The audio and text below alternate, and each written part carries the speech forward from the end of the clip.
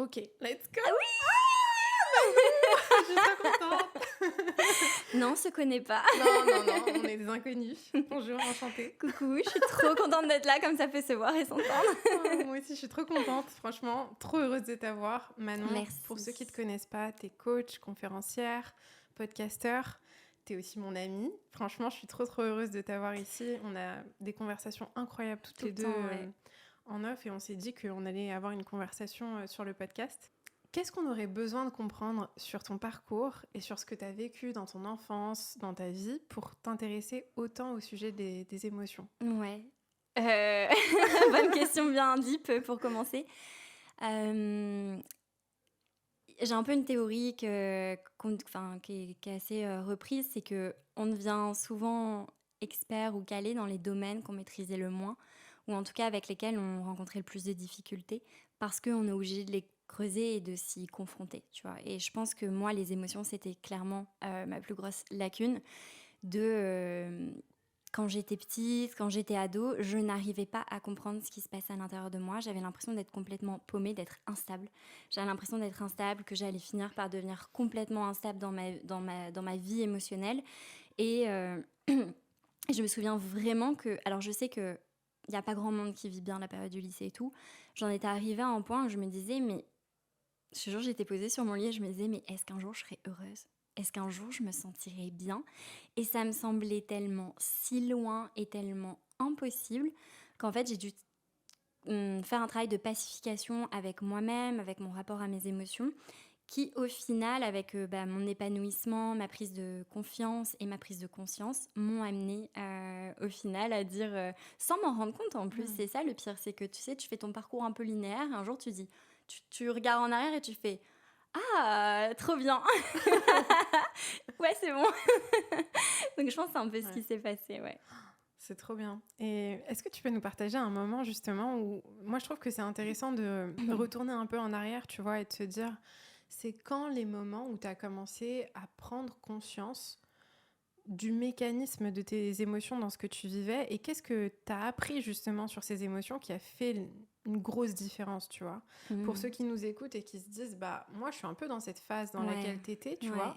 Peut-être que la personne qui nous écoute, elle est pas du tout ado, mais qu'elle vit des émotions tellement turbulentes, enfin, des turbulences tellement importantes qu'elle sait pas quoi faire de ces émotions. Qu'est-ce que tu as appris à ce moment-là qui t'a le plus... Alors, en fait, je suis arrivée à un moment où c'était un peu un point de rupture, c'était dans ma période du lycée, où là, j'en étais arrivée à un stade où je me sentais tellement mal que j'arrivais plus à faire semblant, que j'arrivais plus à aller au lycée. J'ai séché énormément la période du lycée. Et en fait, j'avais tellement pas les mots et j'avais tellement honte que je me souviens que j'ai écrit une lettre à mon père. Et avant de partir au collège, j'ai déposé cette lettre sur son bureau et je suis partie sans rien dire. Et dans cette lettre, je lui disais que j'allais pas bien. Je lui expliquais, en fait, je lui avais écrit que j'allais pas bien, que je me sentais pas bien, que je savais plus quoi faire, que j'étais totalement perdue.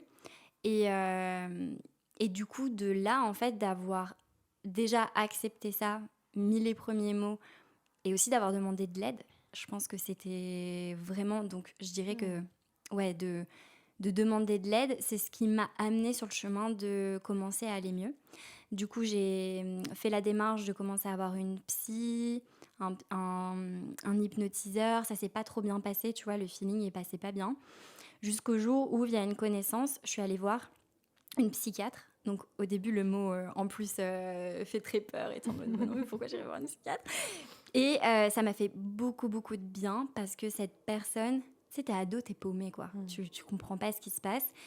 Et elle a eu une façon tellement terre à terre. En fait, j'étais tellement dans ma tête, dans mes ruminations. Et elle m'a expliqué terre à terre ce qui se passait dans mon cerveau, ce qui se passait aussi, et que c'était pas juste un truc mystérieux qu'on n'arrive pas à comprendre, tu vois. Mais elle me disait, bon, bah, à la fin de la journée, y a le biais de négativité, et puis là, t'as une carence en magnésium, et puis là, machin. Et du coup, c'était comme un puzzle où elle rassemblait toutes les pièces, et je me suis dit, ah, mais t'es pas victime, en fait, à 100% de ce qui t'arrive, et il y a des trucs que tu peux mettre en place. Donc ça, je pense que ça a été vraiment le déclic dans mon parcours de m'y intéresser et les premiers apprentissages, ouais. Ouais, et je trouve ça trop intéressant parce qu'on parlait de ça tout à l'heure, toutes les deux, et on se disait, je te partageais que là, je traversais une phase de turbulence, que j'allais pas trop bien et que j'avais des phases de up and down. Et tu me disais, mais il faut pas que tu hésites à m'écrire ou à m'appeler dans ces moments-là.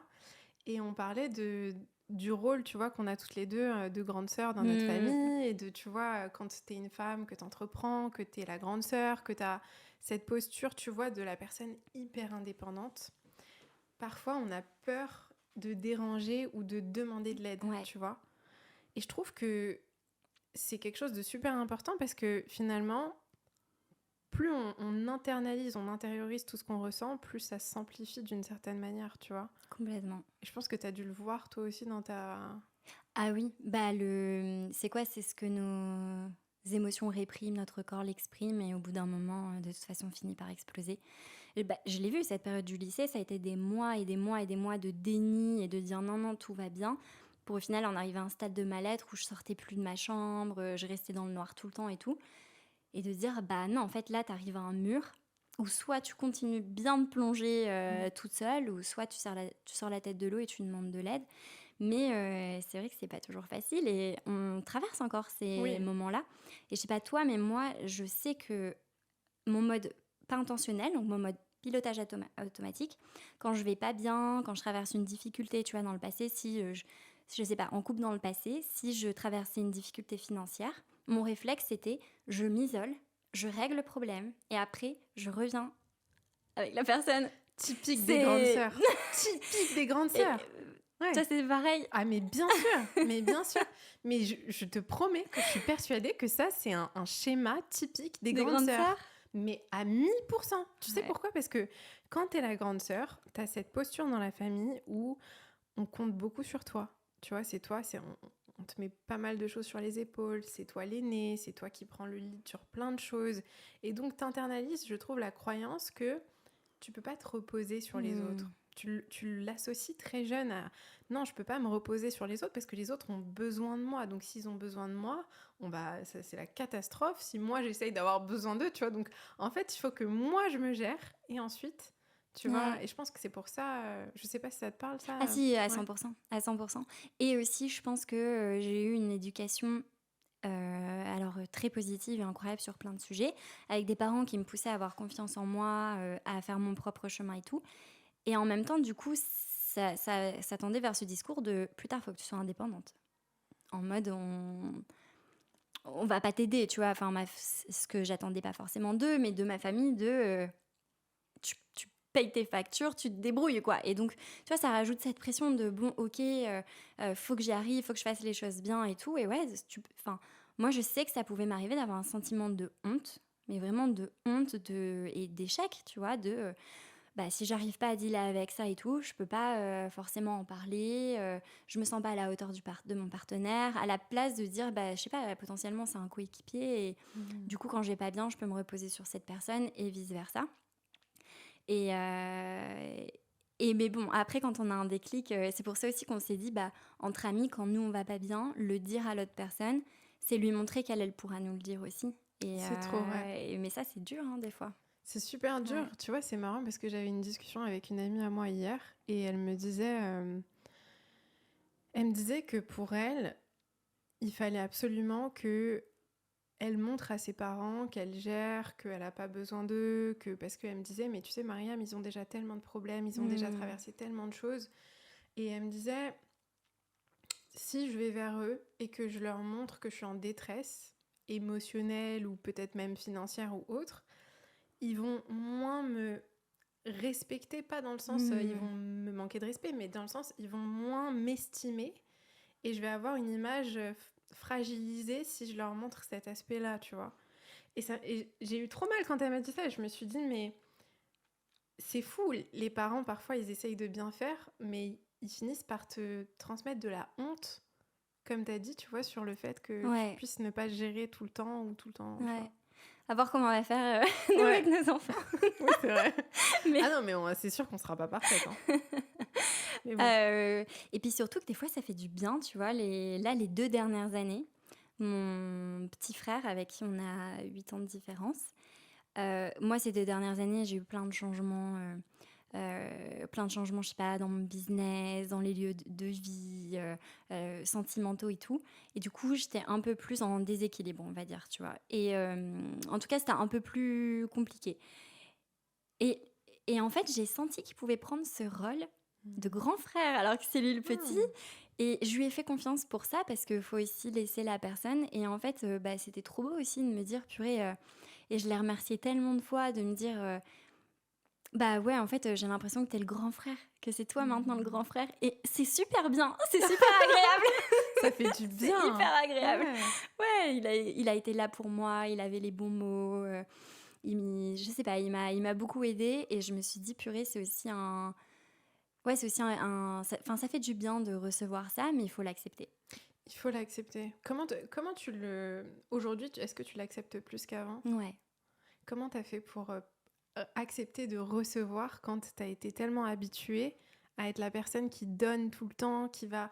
Et ça, je le demande aussi pour tout. Je pense qu'il y a beaucoup de femmes qui nous écoutent qui se retrouveront là-dedans, où elles sont dans ce schéma de moi, je fais attention aux autres, je me sacrifie pour que les autres aient ce qu'ils veulent, ce qu'ils ont besoin, mais j'arrive pas à recevoir, je suis mal à l'aise de demander, tu vois, je me sens gênante ou j'ai peur de déranger. Comment t'as fait pour faire cette transition entre c'est difficile pour moi à j'accepte de recevoir? Bah, je pense que ça a été vraiment un travail de déconstruction de...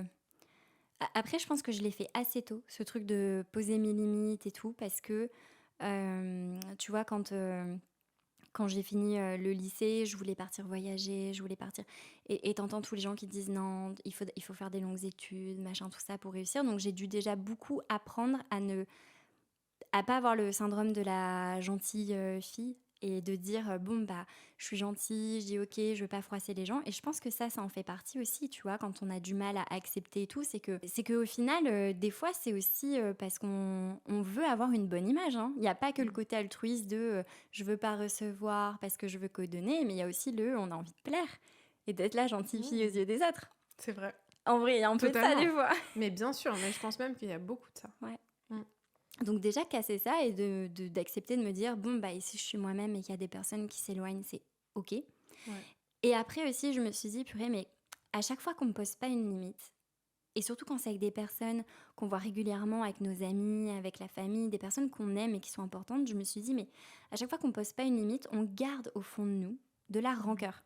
Et c'est injuste pour l'autre personne parce que tu vois, elle nous a demandé un service, on lui dit oui, un deuxième, un troisième, et d'un coup, on lui dit bon bah t'abuses, tu vois, ou tu me respectes pas et tout, alors qu'on n'a pas donné de warning à la personne. C'est trop vrai. Et donc je me suis dit, bah, par respect aussi pour les gens, si je pose mes limites, si je dis plus vite ce qui me dérange et tout, je respecte plus mes amitiés parce que je leur donne la possibilité de respecter mes besoins et du coup d'être pleinement là quand je suis avec eux. Ouais, c'est vrai. Après, il y a une autre question qui se pose là-dessus, tu vois, c'est... moi, je me suis rendu compte que je me suis beaucoup déconnectée de mes ressentis, tu vois, pendant longtemps. Et je pense qu'il y a plein de gens peut-être qui vont se retrouver là-dedans et je serais curieuse d'avoir ton avis là-dessus, c'est que tu peux être quelqu'un d'extrêmement intelligent émotionnellement, tu vois, et capter les émotions des autres, les ressentis des autres, les besoins des autres, mais comme un génie, un détecteur. En mode radar. Radar, mais un radar aiguisé, tu vois, vraiment, où tu captes le moindre truc. Et je sais qu'il y a plein de personnes qui nous écoutent qui ont vécu dans des familles où il y avait peut-être de l'instabilité, des situations de crise. Ils ont été obligés d'apprendre à avoir ce radar-là où ils détectaient la moindre micro-expression, le moindre signal que ça pouvait partir en vrille. Et en fait, tu deviens très très bon là-dedans. Mais étrangement, et de manière, je trouve ça hyper intéressant, c'est que t'as pas le même radar à l'intérieur de toi-même, tu vois. C'est-à-dire que toi, tu deviens cette machine à solutionner, à régler les problèmes, à calmer les tensions, à, tu vois, un peu sauver ou tu vois, éviter qu'il y ait un incendie. Mais t'arrives pas à voir l'incendie qui est en train de s'allumer en toi. Comment est-ce qu'on peut commencer à vraiment prendre conscience de nos émotions, de nos ressentis et de nos besoins? Parce que pour les respecter, il faut d'abord, tu vois... Ouais, les comprendre. Ouais. Toi, t'as ressenti ça? Moi, j'ai vachement ressenti ça parce que... Et c'est fou parce que pendant longtemps, j'étais persuadée d'être hyper connectée à moi-même. Mais en fait, j'étais extrêmement connectée aux besoins des autres. Par contre, alors ça, je peux te dire, si je croisais quelqu'un, je me rappelle que mon premier job où j'étais en Irlande, il y avait une collègue à moi que je connaissais, mais on n'était pas hyper proches, tu vois. Et une fois, je l'ai vue passer devant moi. Et en une fraction de seconde, j'ai compris qu'il se passait quelque chose. Je lui ai envoyé un message. Est-ce que ça va? Comment tu sais? Machin. Et en fait, j'étais devenue vraiment une machine pour détecter ce qui se passait chez les autres. Mais chez moi, c'est comme si j'étais anesthésiée. Ouais. Tu vois, il y avait un truc qui se passait.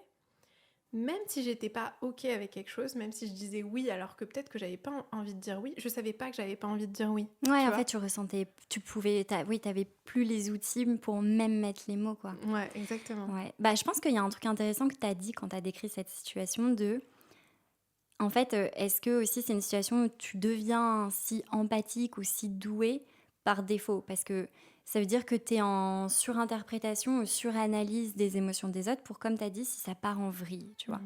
Et donc, c'est aussi un truc de par défaut de t'apprends à reconnaître les signaux ou les micro-expressions des gens pour voir si après, en fait, va pas y avoir un conflit qui éclate. Et potentiellement, ça veut dire, est-ce que pendant les conflits, tu t'effaçais pour pas faire de vagues, pour pas redémarrer des conflits, tu vois, ça peut être ça aussi. Est-ce que c'est tant analyser les émotions des autres ou essayer de prévenir et de te protéger d'un conflit potentiel? Je pense que peut y avoir de ça aussi. Ouais, moi je pense que dans mon cas, c'était vraiment, vu que mes parents, ils se déchiraient à la maison et qu'ils se disputaient, mais violemment, tu vois. Mon père, il était pas tout le temps à la maison, il voyageait beaucoup, il était très absent, mais quand il était là, c'était un terrain... Tu sais, c'est un peu comme si tu marchais et que tu avais peur de marcher sur une mine et que d'un coup ça explose. C'était vraiment ça à la maison, il fallait vraiment... Ouais. Je faisais sans cesse attention à ce que... Et tu vois, récemment, j'ai pris conscience que c'était encore un peu un sujet pour moi parce que je me suis rendu compte que j'étais pas sereine, par exemple, de dormir si je peux pas entendre les bruits, par exemple. Tu vois, je peux pas mettre des boules caisses en dormant, c'est impossible, tu vois. Ouais. Après, c'est pas un truc incroyable non plus, mais c'est des petites choses comme ça où aujourd'hui j'ai besoin encore d'être attentive aux bruits ou aux signaux qu'il pourrait y avoir un danger. Et comme tu dis, c'est vrai, c'est pas tant... et c'est même d'ailleurs pas vraiment du tout pour secourir les émotions des autres, mais c'était pour m'apaiser moi-même quand j'étais enfant et je me disais mais c'est la catastrophe, tu vois. Ouais. Donc ça montre que tu restes encore en état de vigilance ou d'alerte. Un petit peu, je pense, il y a encore un peu de ça. Ouais, c'est pas facile de se recréer en cocon. On se dit je suis safe, je suis bien. Mais déjà, je pense que savoir d'où on part, c'est une bonne étape, tu vois, et se dire est-ce que c'est temps que je suranalyse les émotions des autres ou est-ce que j'essaye de me protéger du conflit potentiel? Et je pense que c'est aussi deux choses différentes. Je pense qu'aujourd'hui, je suis plus trop dans ce schéma-là et je suis beaucoup plus connectée à mes émotions. Mais tu vois, je me dis si j'avais pu donner aux gens qui nous écoutent une sorte de raccourci, tu vois, pour éviter de passer des années et des années à continuer à s'engouffrer dans un truc où tu te sacrifies, tu t'oublies, tu te déconnectes de toi-même pour justement rester dans ce mode survie. Parce que c'est un peu un mode survie. Complètement. C'est épuisant, ouais. Les raccourcis, je sais pas s'il y en a. Non, c'est sûr qu'il y en a pas. Ça serait sympa, mais... c'est difficile ce que tu demandes. Les raccourcis, je sais pas. Après, je pense que... En fait, ça dépend tellement de chaque situation. Mais déjà, reconnaître de... Parce qu'il y a un truc aussi qui peut être vite culpabilisant de... j'arrive pas à gérer mes émotions et tout, mais en même temps, si on est tout le temps dans l'environnement qui nous recrée, qui nous déclenche ces choses-là, c'est très compliqué, tu vois. Enfin, tu peux faire tous les stages de yoga que tu veux, être la personne la plus zen. Si t'es que la personne qui te trigger et que tu vis en colocation avec, qu'est-ce que tu fais, quoi? C'est vrai.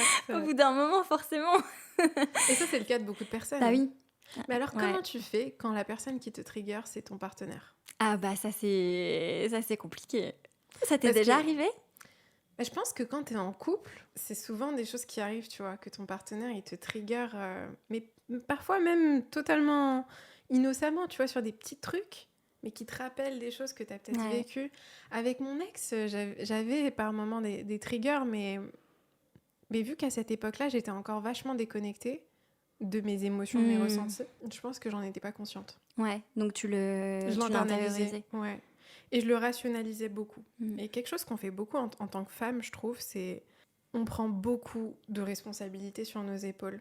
Quand il se passe quelque chose dans notre couple, avec nos proches, avec nos amis ou peu importe, on se dit mais non mais c'est moi, j'exagère, j'en demande trop. Mm. Tu vois ce que je veux dire? Ah, mais on nous a appris depuis qu'on était petite en même temps, tu vois, à arrondir les angles, à être gentille, à être souriante, à pas dire je veux mais je voudrais. Ça, c'est un truc, tu vois, avec le recul, je me suis toujours dit, mais pourquoi on apprend aux enfants à dire, on dit pas je veux, c'est mal poli, on dit je voudrais. Tu sais que je savais pas ça. Bah, c'est un peu, c'est une expression de, tu dis pas je veux une glace, on dit je voudrais, sinon c'est mal poli. Bah, pourquoi, tu vois, si tu sais ce que tu veux, après comment l'avoir, c'est une autre façon, tu vois, peut-être ils vont te dire, bah, et ton argent de poche ou je sais pas. Mais du coup, je pense qu'il y a peut-être le poids de l'éducation en général, et je sais pas, en tant que femme, on est quand même beaucoup éduquée à faire plaisir, et tu vois, je me dis inconsciemment, est-ce que c'est pas où nous, on est encore d'une génération où on a grandi de la réussite quand même dans les films, dans ce qu'on voyait pour les hommes, c'est j'ai de l'argent, j'ai ma carrière et tout. Et pour une femme, c'est bon, bah, j'ai un bon partenaire, un bon socle familial et une bonne communauté qui m'entoure. Et pour avoir ça, on nous a fait croire aussi qu'il fallait être très gentille et conciliante. Donc moi, je pense que ça doit jouer quand même. Je suis d'accord avec toi. Et je pense que, tu vois, il y a vraiment un truc à déconstruire de ça, sur le fait de déranger et d'être OK avec le fait de prendre de la place et de déranger et d'oser exprimer. Et je sais pas comment tu le vis, toi, dans tes relations amoureuses, mais il y a aussi, pour beaucoup de femmes, ce truc à déconstruire de... Ouais, mais tu vois, tu veux être la fille cool, pas la meuf chiante. Parce que ça, on l'a beaucoup entendu. Ouais, mais si je suis chiante, non, moi je suis cool, t'inquiète, je suis OK, pas de prise de tête et tout. Alors que t'es en mode, bah non, je sais ce que je veux. Et ça, tu vois, je le vois autour de moi aussi, tu vois. Je vois beaucoup de femmes qui, parce qu'elles ont peur d'avoir l'air chiantes, répriment leur vérité, leurs ressentis, leurs besoins, parce qu'elles se disent que ça va être trop pour leur partenaire. Mais du coup, moi, ce que je pense de ça, c'est que si effectivement, quand tu exprimes tes besoins, tes ressentis, tes standards, si c'est trop pour ton partenaire, s'il te fait sentir que c'est trop lourd pour lui, c'est parce que c'est trop lourd pour lui et qu'il n'a pas les épaules pour les assumer. C'est pas le bon. C'est pas le bon, tout simplement. C'est pas l'homme de ta vie. Hein. Non, franchement, non. Et ça, c'est quelque chose qui est vraiment, je trouve, hyper important. C'est de se dire que il y en a d'autres, des hommes qui auront les épaules pour. Ouais. Et puis c'est beaucoup plus agréable de commencer un parcours de relation avec une personne qui est alignée, qui sait ce qu'elle veut aussi, et pas de devoir dire... moi j'ai plein d'amis qui... Et je pense qu'elles le font inconsciemment, mais qui disent, bon, il veut un truc chill. Ah non, mais moi aussi. Mais dans le fond, espèrent pouvoir convaincre la personne. Et en fait, c'est un très mauvais plan de faire ça. Ça marche pas. Ça marche pas. Et après, on a de la peine et on s'oublie. Et je pense que pour l'estime de soi aussi, c'est très mauvais. Et, tu vois, je trouve qu'il y a il y a une phrase qui est... les gens te respectent en regardant comment tu te traites. Et je trouve que c'est très vrai, tu vois. En début de relation, si t'arrives et que tu dis, bon, bah, je sais ce que je veux, moi, mes limites, c'est ça, et toi, c'est quoi les tiennes? Parce que c'est pas forcément que recevoir, mais c'est d'être assez affirmé sur ce dont on a besoin parce qu'on se connaît. Je me dis, bah, la personne qui est faite pour toi, elle va tout faire parce qu'elle veut te voir heureuse, tu vois. Complètement. Donc, je trouve que s'effacer pour faire plaisir et plaire à l'autre, c'est un mauvais bail. Et puis, il y a tout un aspect de... Se mentir à soi-même, tu vois. C'est intéressant à quel point on se ment à nous-mêmes. Et tu vois, j'en parlais avec une amie à moi hier qui vient de se faire quitter par son ex. Ils sont restés 6 ans ensemble. Et elle me disait, on parlait du sujet d'être choisie en tant que femme, tu vois. Gros sujet. C'est un très gros sujet, tu vois, c'est vraiment incroyable. Et je lui disais, mais est-ce que tu as déjà remarqué, est-ce que tu as déjà vu des hommes parler entre eux et se dire... Ah, comment je peux être sûre qu'elle va pas me tromper, mais tu penses qu'elle va avoir envie d'être avec moi et machin. Et en tant que femme, on est tellement matrixé à croire que notre valeur, elle est déterminée par la capacité d'un homme à nous choisir ou non. Et nous choisir, c'est pas juste bah, l'homme veut être avec toi. C'est est-ce que l'homme veut rester Et avec se toi? battre pour toi. Se battre pour toi. Est-ce qu'il va pas donner son attention ailleurs? S'il donne son attention ailleurs, c'est qu'il ne te choisit plus, c'est qu'il en choisit une autre. S'il en choisit une autre, c'est que tu n'as plus assez de valeur pour être choisi. Et donc, t'es périmé à la poubelle. Et donc, c'est toute ta survie qui est en jeu. Et donc, tu vas essayer de tout contrôler pour éviter que l'homme ne choisisse pas une autre, ne te trompe pas, n'aille pas voir ailleurs, etc. Parce qu'on est tellement convaincu que notre valeur est liée à ça que il y a tout un aspect que je trouve fascinant dans ce sujet-là, tu vois, et même quand tu regardes les dessins animés, les films, tu vois, c'est... Ça nous a pas aidés, hein. Non, c'est souvent, l'homme qui est indécis et finalement, il se rend compte que c'était la bonne personne pour lui et qu'elle était aussi extraordinaire, et tu vois... Et ils se battent et ils sont romantiques dans les films. Et du coup, après, toi, t'es dans ta vraie vie. Le gars, il te laisse en vue. T'es en mode, bah, elle est où la chanson Les Fleurs? Bah oui, c'est Sinon, clair. après, tu reviens au truc basique des relations actuelles et t'es en mode bon. Et en fait, c'est un truc que moi, j'ai déjà ressenti. Est-ce que tu as déjà ressenti de ne Bien pas être sûr. choisie? Toutes mes copines l'ont déjà ressenti. Et en fait, il y a un moment où je me dis, bah ouais, mais on n'est pas dans les films. Moi, il y a un truc qui m'a vraiment fait changer aussi d'avis dans toute cette narrative d'être choisi, que le mec, il se batte pour nous quand il fait une erreur et tout. Tu vois, en ce moment, j'ai commencé, longtemps après, Grey's Anatomy. Ok, j'ai jamais regardé, moi. Et dans Grey's Anatomy, à un moment, il y a l'une des personnages qui rencontre un mec, donc c'est un docteur aussi. Ils se mettent ensemble et au final, lui, il était marié mais séparé. Et sa femme revient et il retourne avec. Et en fait, du coup, toute la romance est basée sur est-ce qu'il va requitter sa femme pour revenir vers celle, tu vois. Et tout le monde espère que oui. Et donc, il se passe ça. Et j'étais en mode, mais purée, on espère tout un truc en vrai qui est pas ouf, tu vois. Il l'avait, pouvait la valoriser, il part et nous, on veut quoi à la place de lui souhaiter qu'elle refasse sa vie avec quelqu'un qui va avoir la valeur dès le départ, quoi. Et je me suis dit, purée, c'est fou comment on a romantisé ce genre de choses et on a grandi avec. Et pareil, tu vois, il y a des cas dans les ruptures où à un moment, je me suis dit, purée, mais il y a des personnes pendant les ruptures, elles se séparent. Et le mec, je sais pas, l'homme va tromper ou vice-versa. Il se sépare et après, tu vois la personne qui revient avec des fleurs, qui se bat en mode, mais j'ai compris que c'était l'amour de ma vie et tout. Et je me suis dit, purée, pourquoi potentiellement moi ça m'arrive pas ou à certaines amies? Et je me suis dit, en fait, c'est une bonne chose. C'est parce que je pose mes limites aussi. Et en fait, une personne qui me fait du mal, c'est très bien qu'elle ne peut pas revenir dans ma vie. Et du coup, ça casse aussi, je trouve que ça casse aussi le côté romantique, qui n'est pas forcément le truc le plus sain, tu vois. C'est intéressant ça. T'en penses quoi de cette idée que l'homme doit poursuivre la femme? C'est-à-dire, qu'est-ce que tu penses de cette idée que quand tu rencontres un homme, bah en fait la femme doit être un peu inaccessible, ne pas se montrer son intérêt trop facilement, trop rapidement, et que l'homme doit vraiment presque souffrir pour obtenir, tu vois, Ouais. Ah, ça, c'est un gros sujet. Ouais, je trouve que c'est hyper intéressant. En fait, moi, j'aime pas du tout jouer et me dire... En fait, je me dis, un homme qui pense encore comme ça veut dire qu'il confond l'amour avec le chaud-froid. Ça veut dire qu'il n'a pas travaillé sur ça et qu'il va confondre le je le laisse en... Enfin, je sais pas, je lui parle pas, je l'ignore, machin, avec j'ai de la valeur. Et à la place de se dire, bon, bah, je suis avec une personne en face de moi équilibrée, saine, je l'aime bien, elle m'aime bien, let's go, tu vois.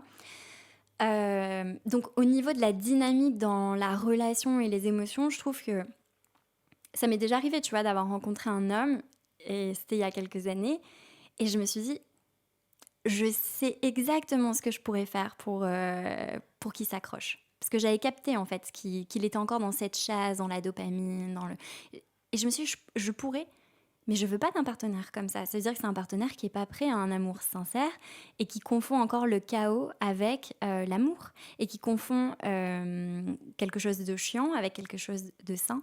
Et du coup, je me suis dit, bah, moi, ça m'intéresse pas. Donc, sur ce côté-là, vraiment de la dynamique relationnelle, je pense que...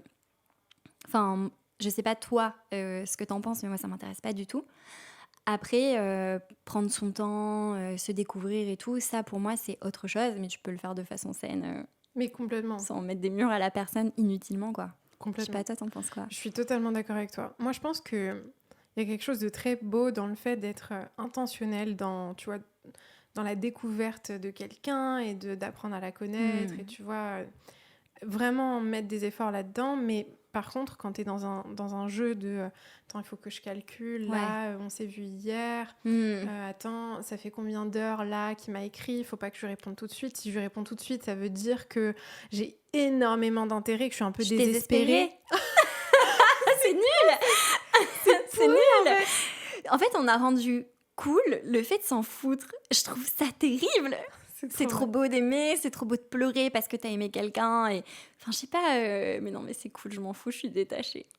Non, trop triste. C'est hyper triste. C'est trop triste. Hyper triste. Et ce calcul de, tu vois, il faut que je calcule à quelle vitesse je réponds à la personne et surtout pas répondre trop vite et avoir l'air désespéré. Mais en fait, sois naturel. Ouais. C'est beau de répondre rapidement. Si t'as envie, ton cœur a envie de répondre, mais réponds.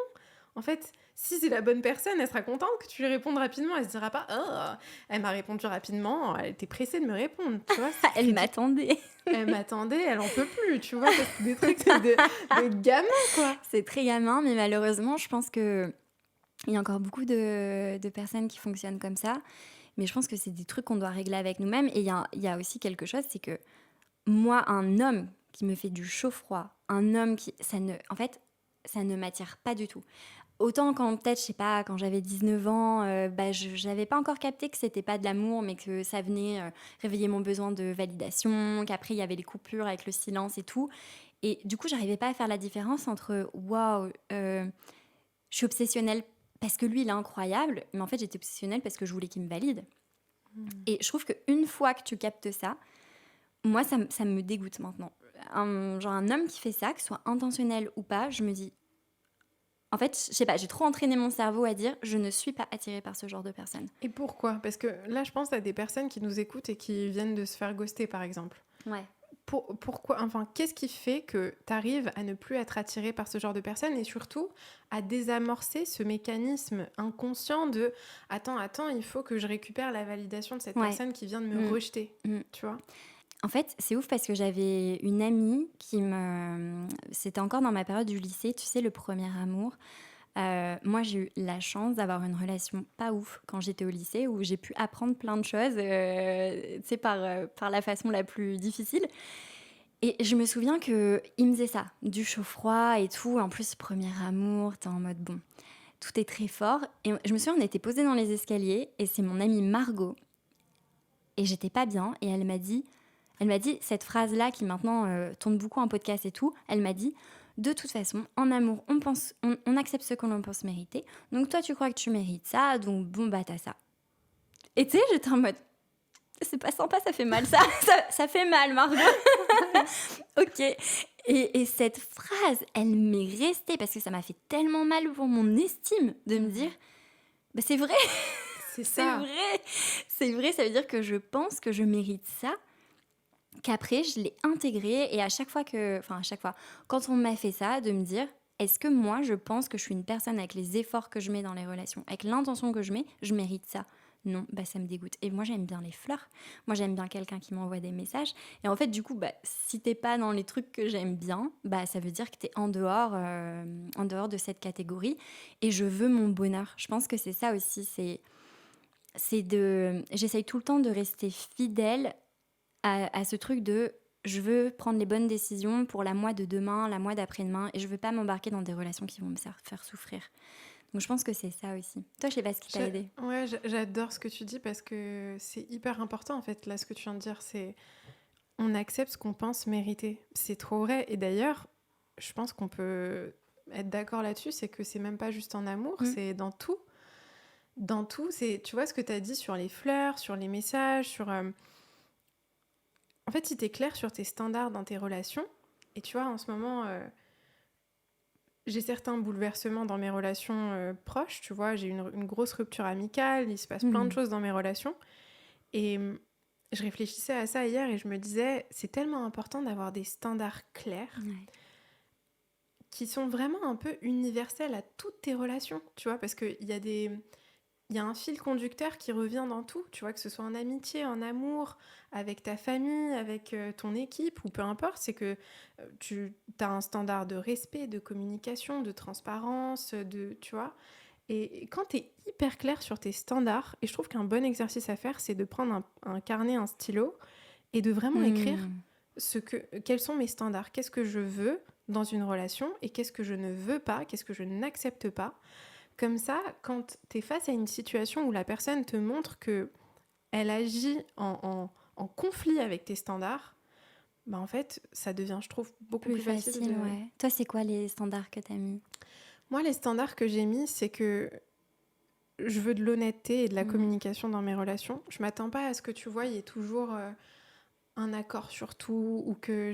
C'est possible que parfois je dise un truc ou que je fasse quelque chose qui va blesser la personne, tu vois, ou qui va... Même si j'ai aucune intention de le faire, c'est complètement possible. Et vice-versa, où c'est possible qu'on se comprenne pas, ou que, je sais pas, à un moment donné, je suis hyper stressée, et puis je parle d'une manière qui est pas adaptée ou quoi. Mais ce qui est important, c'est que on communique, tu vois. Qu'on Ok, soit donc honnête. elles te le disent. Que la Ok. personne communique et que moi aussi je communique, parce que c'est aussi important que moi-même je respecte ces standards-là. Il y a des moments où c'est inconfortable Ah, d'aller vers la mais personne. personne n'aime faire ça, hein. Non, C'est c'est hyper relou. Tu hyper passes grave. pour la relou, tu dis Ouais. quelque chose de relou. Ouais, et puis il y a une gêne, tu vois, Ouais. d'aller... tu vois, je l'ai vécu plusieurs fois avec mon assistante depuis qu'on travaille ensemble. Et je trouve ça hyper intéressant parce que on communique super bien. Après, il y a des moments où parfois il y a des frustrations, il y a des choses qui nous dérangent ou qui sont problématiques. Et quand je vais vers elle et que je lui en parle, c'est jamais hyper confortable. Par contre, je sais que je suis safe de De lui lui en dire... parler. Ouais. Ça, en vrai, c'est hyper précieux, hein. Ah ouais, Ouais. c'est trop important. Puis ça veut dire qu'elle a capté que, en fait, une personne qui vient nous dire, en fait, c'est ça, c'est qu'une personne qui vient nous dire quelque chose qui peut nous blesser ou voilà, ou nous déranger, c'est une personne qui nous aime. Totalement. Parce qu'elle prend le risque, en fait. Elle prend le risque Exactement. de nous déranger et ça veut dire qu'elle tient assez à nous pour pas juste s'éloigner dans le silence. Et ça, en vrai, c'est une belle preuve d'amitié, d'amour, de respect. Et ouais, Absolument. ok, donc ça, c'est dans tes standards. Ça, c'est dans mes standards. Et aussi, tu vois, c'est la maturité émotionnelle, finalement, tu vois. Avoir de la maturité émotionnelle, c'est quelque chose qui, aujourd'hui, pour moi, c'est inenvisageable, en fait, d'avoir une relation avec quelqu'un qui n'est pas mature émotionnellement, parce qu'en fait, finalement, quand t'es face à quelqu'un d'immature émotionnellement, t'es face à un enfant. Ouais, c'est vrai. Et déjà, on doit gérer notre propre enfant intérieur, tu vois, nos propres émotions, etc. Mais si t'es face à quelqu'un qui n'est pas en mesure de processer, conscientiser, exprimer ce qui lui arrive, ce qui le dérange, ça devient tellement chaotique et tellement toxique, tu vois, et puis ça peut créer des situations où tu es face à des interprétations Ouais. de choses parce que la personne, j'en sais rien, d'un coup elle va devenir un peu crue, un peu froide, d'un coup elle va devenir distante. On parlait tout à l'heure toutes les deux de la punition par le silence. Ouais, ça, c'est trop cool, ça. Ouais. C'est... on recommande. Pas du tout. Le mets pas en short, tu sais. Tu sais que j'avais fait une vidéo sur ça et ça m'avait vachement étonnée ce que j'ai vu. Et en fait, c'est hyper intéressant de voir comment les gens, ils entendent cette phrase de punition par le silence.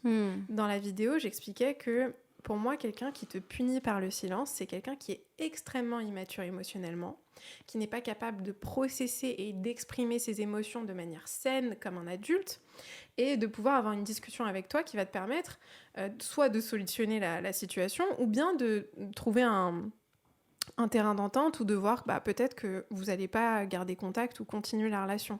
Mais donc c'est quelqu'un qui te punit et qui te fait payer pour quelque chose qui l'a déclenché émotionnellement. Peut-être que la personne elle a honte de quelque chose, elle a été blessée par quelque chose, peu importe.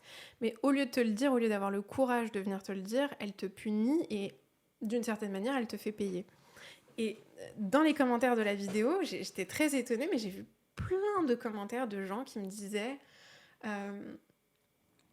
non mais c'est important aussi parfois de couper les ponts avec les gens toxiques.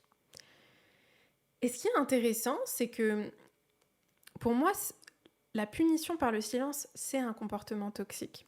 Par contre, prendre ses distances avec quelqu'un, Oui, pour moi, c'est différent. c'est totalement Parce différent. que dans la punition, en fait, la punition par le silence, moi, je me suis déjà éloignée d'amitié. J'ai déjà, enfin, de certaines personnes où j'ai déjà mis de la distance. Mais je trouve que la punition par le silence, t'as beaucoup ce truc de chaud-froid au final de je te punis pendant 3 semaines, un mois, 2 mois, et je reviens, et hop, et je te repunis, et il n'y a pas vraiment un conflit, il n'y a pas vraiment quelque chose. Enfin, en fait, c'est la personne, elle te prive de la connexion émotionnelle et de la relation et revient. Enfin, je trouve que dans la punition par le silence, il y a aussi beaucoup ce type de fonctionnement lors de conflits et qu'il y a encore une dynamique de relation.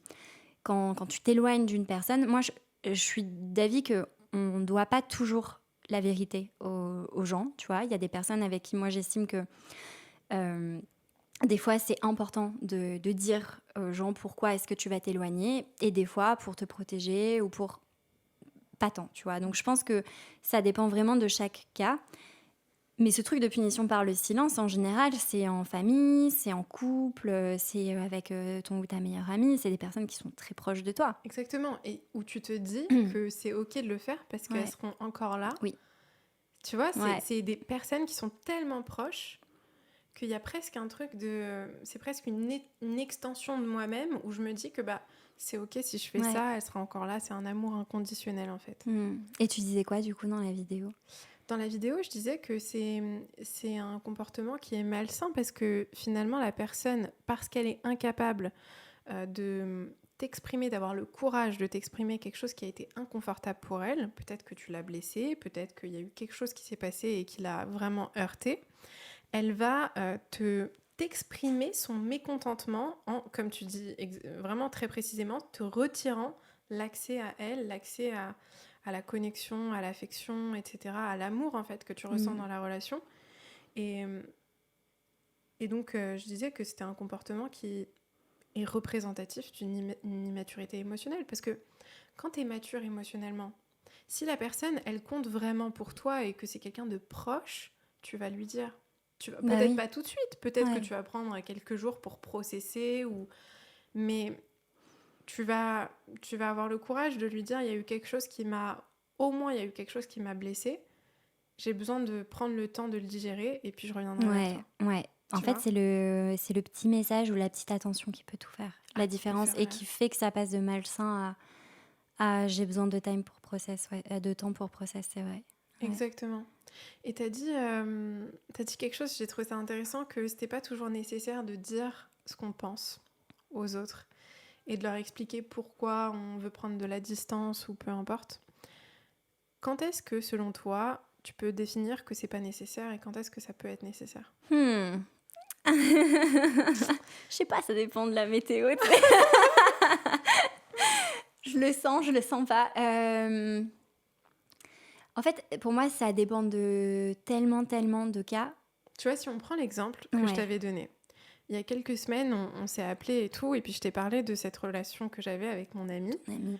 où c'était très compliqué parce qu'on parlait du conflit qu'il y a en ce moment, et puis elle m'a dit des choses qui m'ont vachement heurtée, qui m'ont même choquée, Blessé, tu ouais. vois, et blessée, et où je me disais, bon bah, là, de ce que je comprends, de l'interprétation que je fais de ce qui s'est passé, on n'a pas les mêmes valeurs, donc Mhm. on va pas pouvoir rester On amis. reste amis. Mais tu vois, il y a tellement de situations comme ça où on peut se dire, bah, je sais que c'est pas possible en fait de continuer cette relation.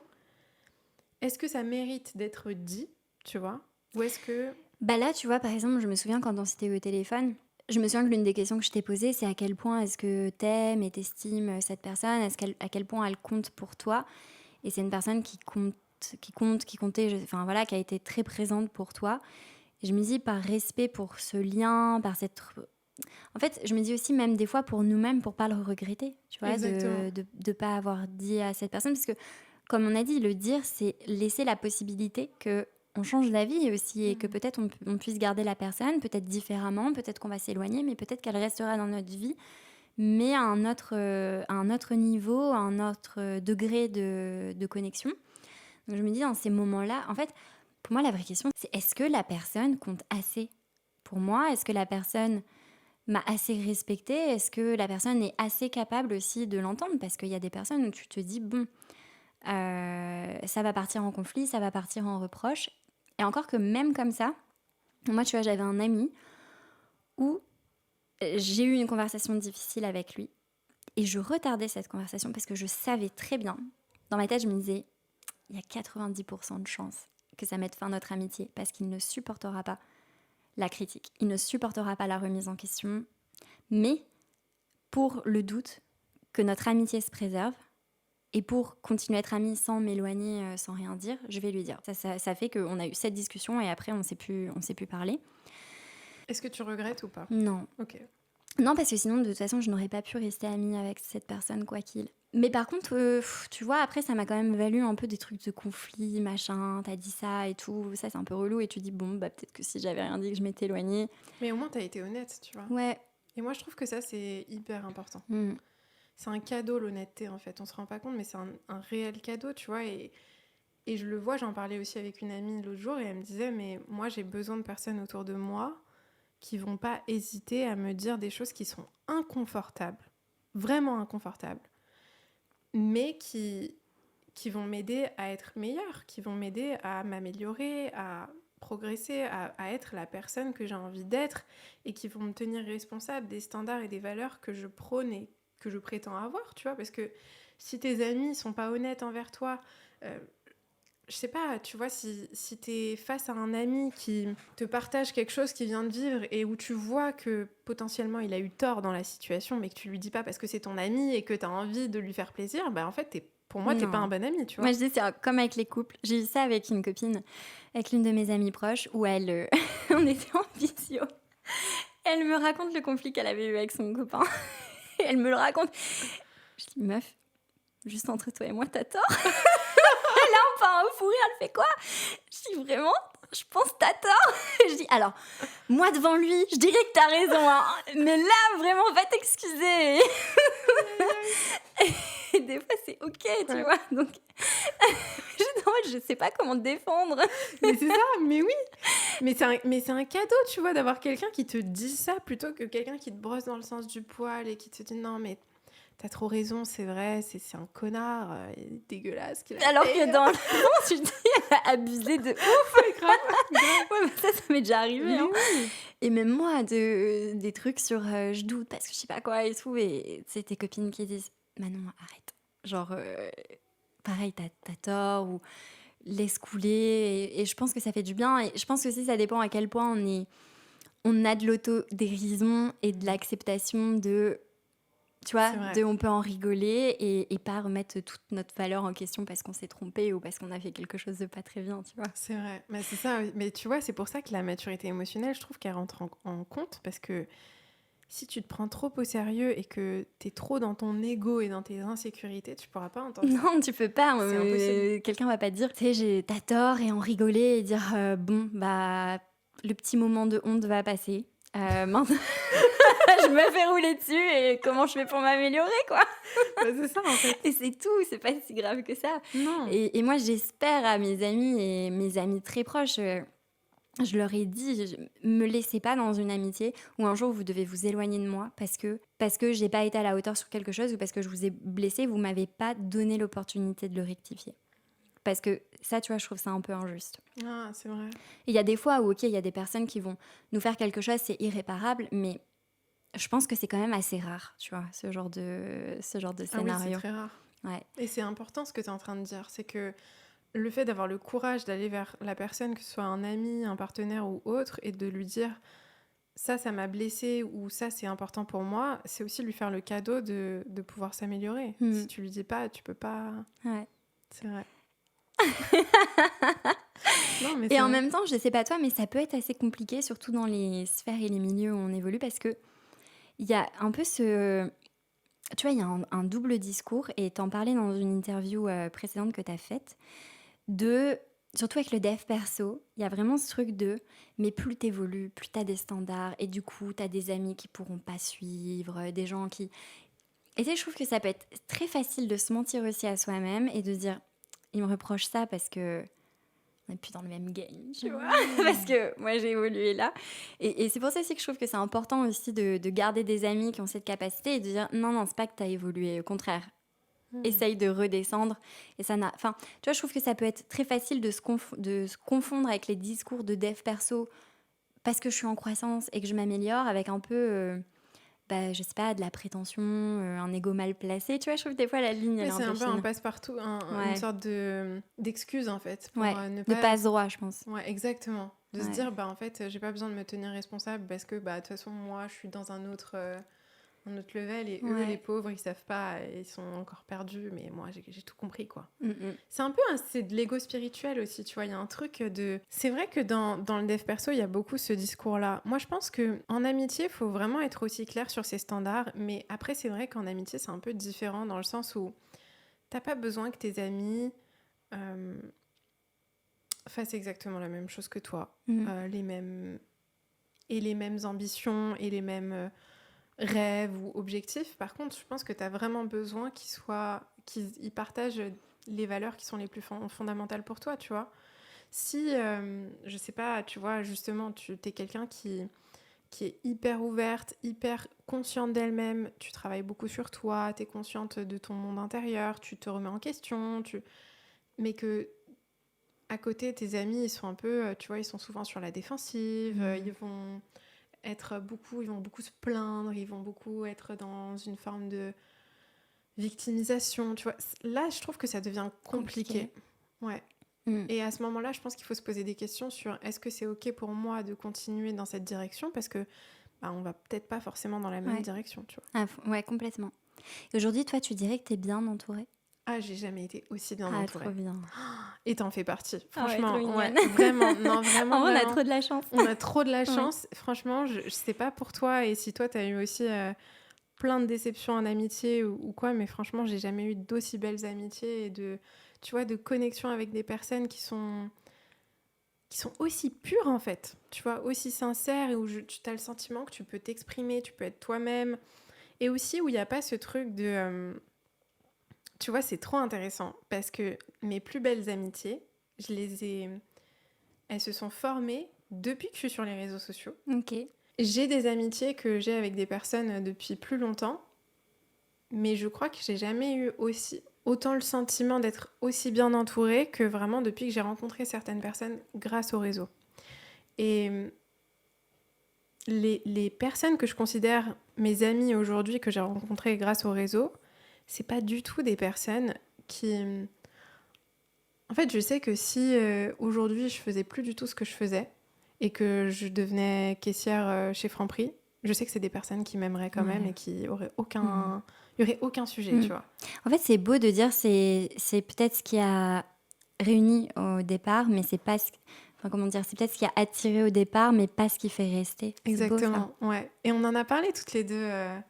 Je crois que c'était à Dubaï qu'on avait parlé de ça, où on se disait c'est trop important d'avoir un socle d'amis qui était là même avant, qui est là peut-être même si ça fait pas longtemps, mais en tout cas tu sais que ces personnes-là elles t'aiment et elles te valorisent pour qui tu es, plutôt que pour ton statut social ou ton nombre d'abonnés ou ton chiffre d'affaires ou ce genre de choses, tu vois. Toi, t'es bien entourée aujourd'hui, tu dirais. Ouais, trop. Ouais. C'est l'un des, je crois que c'est une de mes plus grandes fiertés, c'est la qualité de mon entourage. Comment t'as fait du coup pour être mieux entourée, tu dirais, pour les personnes? Parce que ça, c'est une question qui revient beaucoup. Comment se faire des bons amis? Comment changer tu vois, d'environnement pour attirer à soi les amis qu'on a vraiment envie d'avoir? Je pense que c'est un vrai investissement. En fait, il faut le voir comme un investissement et tu vois, on se forme sur comment investir financièrement, comment investir sur nous-mêmes, comment investir dans notre santé avec le sport. On écoute des podcasts, on se forme. Et je pense qu'avec l'amitié, c'est pareil en fait. On peut apprendre à devenir des meilleurs amis. On ne sera jamais parfait, mais de dire ok, ça veut dire que ça devient une priorité. Et moi, je sais que dans mon agenda, j'ai tout le temps des créneaux prévus pour des appels où je me dis c'est balade plus appel avec une amie, tu vois, on en a fait avec une amie, avec un ami, et de me dire, parce que je sais pas, mais on a ce réflexe automatique et c'est normal, on a été éduqués pour ça, de se dire quand on fait notre emploi du temps, on place le travail. Après, on place les trucs un peu obligatoires, genre je sais pas, les courses, enfin les trucs de la vie qu'on est obligé de faire. Après, on classe le sport et tout, en tout cas dans nos écosystèmes à nous. Et après, quand on a le temps, on voit des amis. Mais des fois, on est un peu fatigué parce que la semaine et tout, donc on annule.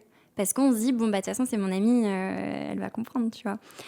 Et je me suis dit, ok, en fait, pour moi, mon épanouissement personnel est tout aussi important que mon épanouissement pro et les projets que j'ai envie de lancer.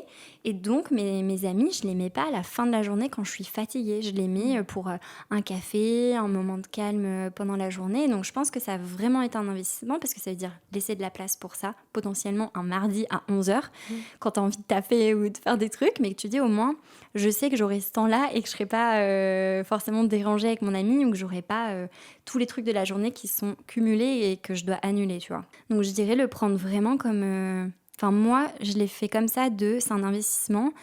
Et après, de l'engagement, quoi. De l'engagement à appeler la personne. Des fois, j'ai pas envie d'être au téléphone. En plus, je sais pas toi, mais moi, j'ai un caractère plutôt introverti. J'aime bien être dans ma bulle.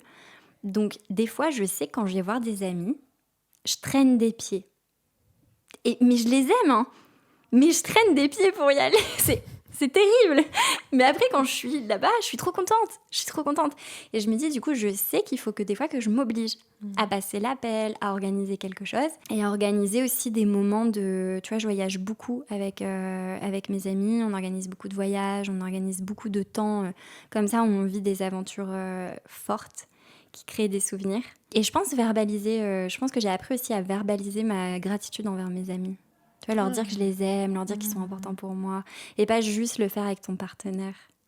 Ouais, ça c'est vrai, c'est important. C'est vrai que ça c'est... Et puis c'est beau. Et moi je trouve que l'amitié, c'est incroyable en fait à quel point ça vient nous nourrir, tu vois. Et ça, c'est un miroir, mais tellement puissant en fait. Je pense qu'on sous-estime le pouvoir de l'amitié dans la vie. Vraiment. On sous-estime à quel point ça peut nous porter, ça peut nous inspirer, ça nous nourrit à tellement de niveaux, tu vois. Tes amis, moi, en tout cas, je l'ai vu beaucoup avec mes amitiés avec les femmes. À quel point, tu vois, je pouvais avoir certaines, je sais pas, des insécurités sur mon apparence, des blessures, des choses où là où j'avais des failles, tu vois, d'estime envers moi-même, avec mes amies femmes, je me sens libre et en sécurité d'en parler. C'est trop beau. C'est trop beau. Et puis j'ai un si beau miroir, tu vois, de femmes autour de moi qui me mettent en valeur, qui me complimentent, mais sincèrement, tu vois. Et qui t'aiment vraiment, quoi. Qui m'aiment vraiment. Et en fait, c'est beau parce que je trouve que ça vient naturellement réparer des choses, mais sans chercher activement à réparer l'autre, tu vois. C'est-à-dire qu'il n'y a même pas cette volonté de se dire je vais sauver mon ami. Non, c'est juste je vois quelque chose de beau chez toi. Je te le fais savoir. Je te le dis. Ouais. Et toi, ça va peut-être t'impacter beaucoup plus que moi, je l'imagine. Moi, je te le dis vraiment juste sincèrement parce que je le vois et que j'ai besoin de te le dire. Et vice-versa. Et je trouve que c'est incroyable. Et puis même, en amitié, tu as tellement de situations un peu miroirs, tu vois. Tu vas vivre quelque chose avec, je sais pas, quelqu'un. Et moi, si je vis quelque chose avec quelqu'un de ma famille, et puis je vais t'en parler. Et puis derrière, toi, ça va te faire réfléchir à la situation que tu es en train de vivre. En fait, je trouve qu'on est des miroirs incroyables les uns pour les autres. Et quand tu es avec des personnes avec lesquelles tu es vraiment safe, où tu te sens pas jugé, où t'as pas peur d'être vulnérable, d'être toi-même, c'est incroyable. Hyper précieux. C'est incroyable. Ouais. Et en fait, il y a quelque chose, moi, qui m'a beaucoup aidée là-dedans, parce que j'ai eu beaucoup d'amitiés un peu... Je vais pas dire toxiques, parce que je vais pas utiliser ce mot-là, mais des amitiés un peu déséquilibrées, tu vois, où je sentais que je donnais beaucoup, j'étais hyper présente, hyper investie pour mon ami, mais la personne en face était peut-être pas autant investie, tu vois. Il y avait aussi ce truc de vouloir sauver. Ouais. Et en fait, à partir du moment où j'ai fait un vrai tri, mais pas un tri dans le sens je me débarrasse de l'amitié, mais vraiment poser cette intention de c'est quoi mes standards ? Qu'est-ce que je suis plus du tout prête à accepter ? Et en fait, de prendre l'action de se dire je mets fin à cette amitié, je trouve que tu envoies un message vibratoire, énergétique très puissant de désormais, mes standards, c'est ça. Et j'accepterai pas moins. Et en fait, quand tu envoies ce message-là et quand tu te prouves à toi-même que tu es prêt même à être seul plutôt que d'accepter des choses qui sont inacceptables pour toi, bah en fait, tu fais aussi de la place pour ces nouvelles personnes. Ouais. T'as l'espace mental, l'espace émotionnel, c'est trop beau. Et je trouve en plus, tu vois, pour compléter ça, c'est que ça vient même aider les relations amoureuses parce que quand t'as un cercle amical, un système de soutien qui est aussi sain, qui est aussi beau, forcément, tu dépends moins de l'amour et du besoin de validation d'une seule personne, parce que on peut avoir des fois tendance à demander à notre partenaire d'être notre partenaire, notre confident, notre meilleur ami, un peu notre je sais pas, notre sauveur, parce que des fois c'est dur. Et du coup, toute la pression, elle est sur une personne, alors que quand t'as tes amis, c'est plus réparti. Et je trouve aussi que moi, mes amitiés, elles sont tellement incroyables que ça a toujours aussi servi dans les standards que j'avais en amour. Et des fois, de me dire, tu vois, quand on parlait du chaud-froid, il y a quelques années, un homme qui avait essayé de... Enfin, je sais pas si c'était intentionnel, mais j'ai capté dans les premiers échanges, les premiers dates que c'était ça. De me dire, ok, on accepte ce que l'on pense mériter, blablabla, tous les trucs. Et à la fin, de me dire, mais si j'accepte un homme comme ça dans ma vie, mais je fais pas honneur à mes amis. Je fais pas honneur aux personnes qui m'entourent. Ça va être hyper déceptif pour moi, pour eux. Enfin, tu vois, quand tu as des amitiés avec des femmes ou entre femmes, je sais pas, tu me rapportes du chocolat de Dubaï, tes copines elles t'offrent des fleurs et tout. Tu te dis, non, je vais pas dégager du temps pour lui quand j'ai des personnes saines autour de moi. Donc je pense que c'est un truc très vertueux aussi. C'est très très très vrai. Et aussi, en fait, ce que tu dis, c'est hyper important parce que quand tu es aussi bien traité par tes amis et que tu les traites aussi bien, ça devient tellement flagrant quand tu es avec quelqu'un qui ne te traite pas aussi bien que je pense que c'est... Je dirais pas que c'est plus facile, mais ça devient presque évident de se dire, en fait, c'est pas du tout aligné, tu vois. Et c'est très très vrai. Ouais, je suis d'accord avec ça. Non, c'est beau. Et puis je trouve que il y a un point important aussi, c'est que je pense que tes amis sont censés aimer ton partenaire. Si tes amis vraiment proches n'aiment pas ton partenaire, c'est pas bon signe. Ça sent pas bon du tout. Non, ça sent vraiment pas bon. Ouais, et il y a vraiment une différence entre... Moi, j'ai des amis, je sais pas toi, mais moi, j'ai des amis où je suis pas... je deviendrai pas meilleure pote avec leur partenaire, tu vois. Je suis pas en mode trop bon délire. Alors que j'en ai, oui, tu vois. J'ai un couple d'amis, les deux, c'est mes amis. Et ils sont incroyables Mais il y a une différence entre dire, bon, je deviendrai pas meilleure amie ou amie hyper connectée avec cette personne, à... fais attention, tu vois. Ça, je trouve qu'il y a quand même Il y a une grosse différence. Ouais, il y a quand même une différence. Et surtout que, normalement, si t'es bien entouré, je trouve que l'amitié, c'est l'une des formes d'amour les plus pures, parce que ta famille, t'es un peu obligé de les aimer. Enfin, on t'a mis ton frère, ta soeur là, et on t'a dit, bon, tu l'aimes parce que le lien du sang et tout. Après, on fait les ajustements qu'on veut, mais globalement, on n'a pas trop le choix. Le partenaire, je trouve que dans la relation, il y a l'amour, mais après, quand tu construis, il y a l'amour, les attentes, l'engagement, les finances, les peurs, tu vois, il y a beaucoup de l'intimité. Il y a beaucoup de choses qui viennent. L'amitié, c'est un entre-deux où on a moins d'attentes avec nos amis. Tu vois, on n'attend pas à à leur parler tous les jours, à habiter avec eux, les trucs qu'on veut construire. On a moins de jalousie parce que, normalement, nos amis, on n'attend pas de l'intimité, on n'attend pas, il n'y a pas les trucs aussi biaisés par l'argent, des choses comme ça. Donc, tu es en mode, vraiment, les personnes qui sont tes amis, c'est des personnes que tu choisis juste d'aimer, avec pas trop de monnaie d'échange au final, tu vois, pas trop de retour attendu. Et donc, tu dis, si t'es bien entouré, tes amis, c'est les personnes, normalement, elles veulent pas sortir avec toi. Tu vois, si tu rencontres quelqu'un, t'as pas la jalousie qui vient de... je pourrais saboter sa relation pour me... Enfin, tu vois, si tu rencontres un homme, t'as pas ce truc de tes potes vont être jalouses et veulent pas que... Donc, si la personne, elle te dit, mais non, enfin... C'est très vrai, c'est très vrai. C'est que, genre, faut écouter, quoi. Ça, vraiment, moi, je trouve que c'est tellement, tellement important. Et c'est pour ça que je pense que c'est bien de présenter ton partenaire assez rapidement à tes amis, tu vois. Pas, évidemment pas au premier date, tu vois, mais... Pourquoi pas? Pourquoi pas? Venez tous. Et on y va tous ensemble. Prenez des notes. La liste. Et on débriefe après. Mais franchement, tu vois que assez rapidement dans la relation, tu présentes la personne avec qui t'es à tes amis et que tu leur fasses confiance parce que, comme tu dis, c'est des personnes que tu as choisies. C'est des personnes en qui tu as confiance. Tu es consciente de leurs bonnes intentions et puis vous partagez des valeurs en commun, tu vois. Vous avez des valeurs, vos valeurs essentielles, elles sont communes, tu vois. Et donc ça, c'est vraiment important parce que forcément, tu as confiance aussi en leur jugement. Leur jugement est moins biaisé et moins...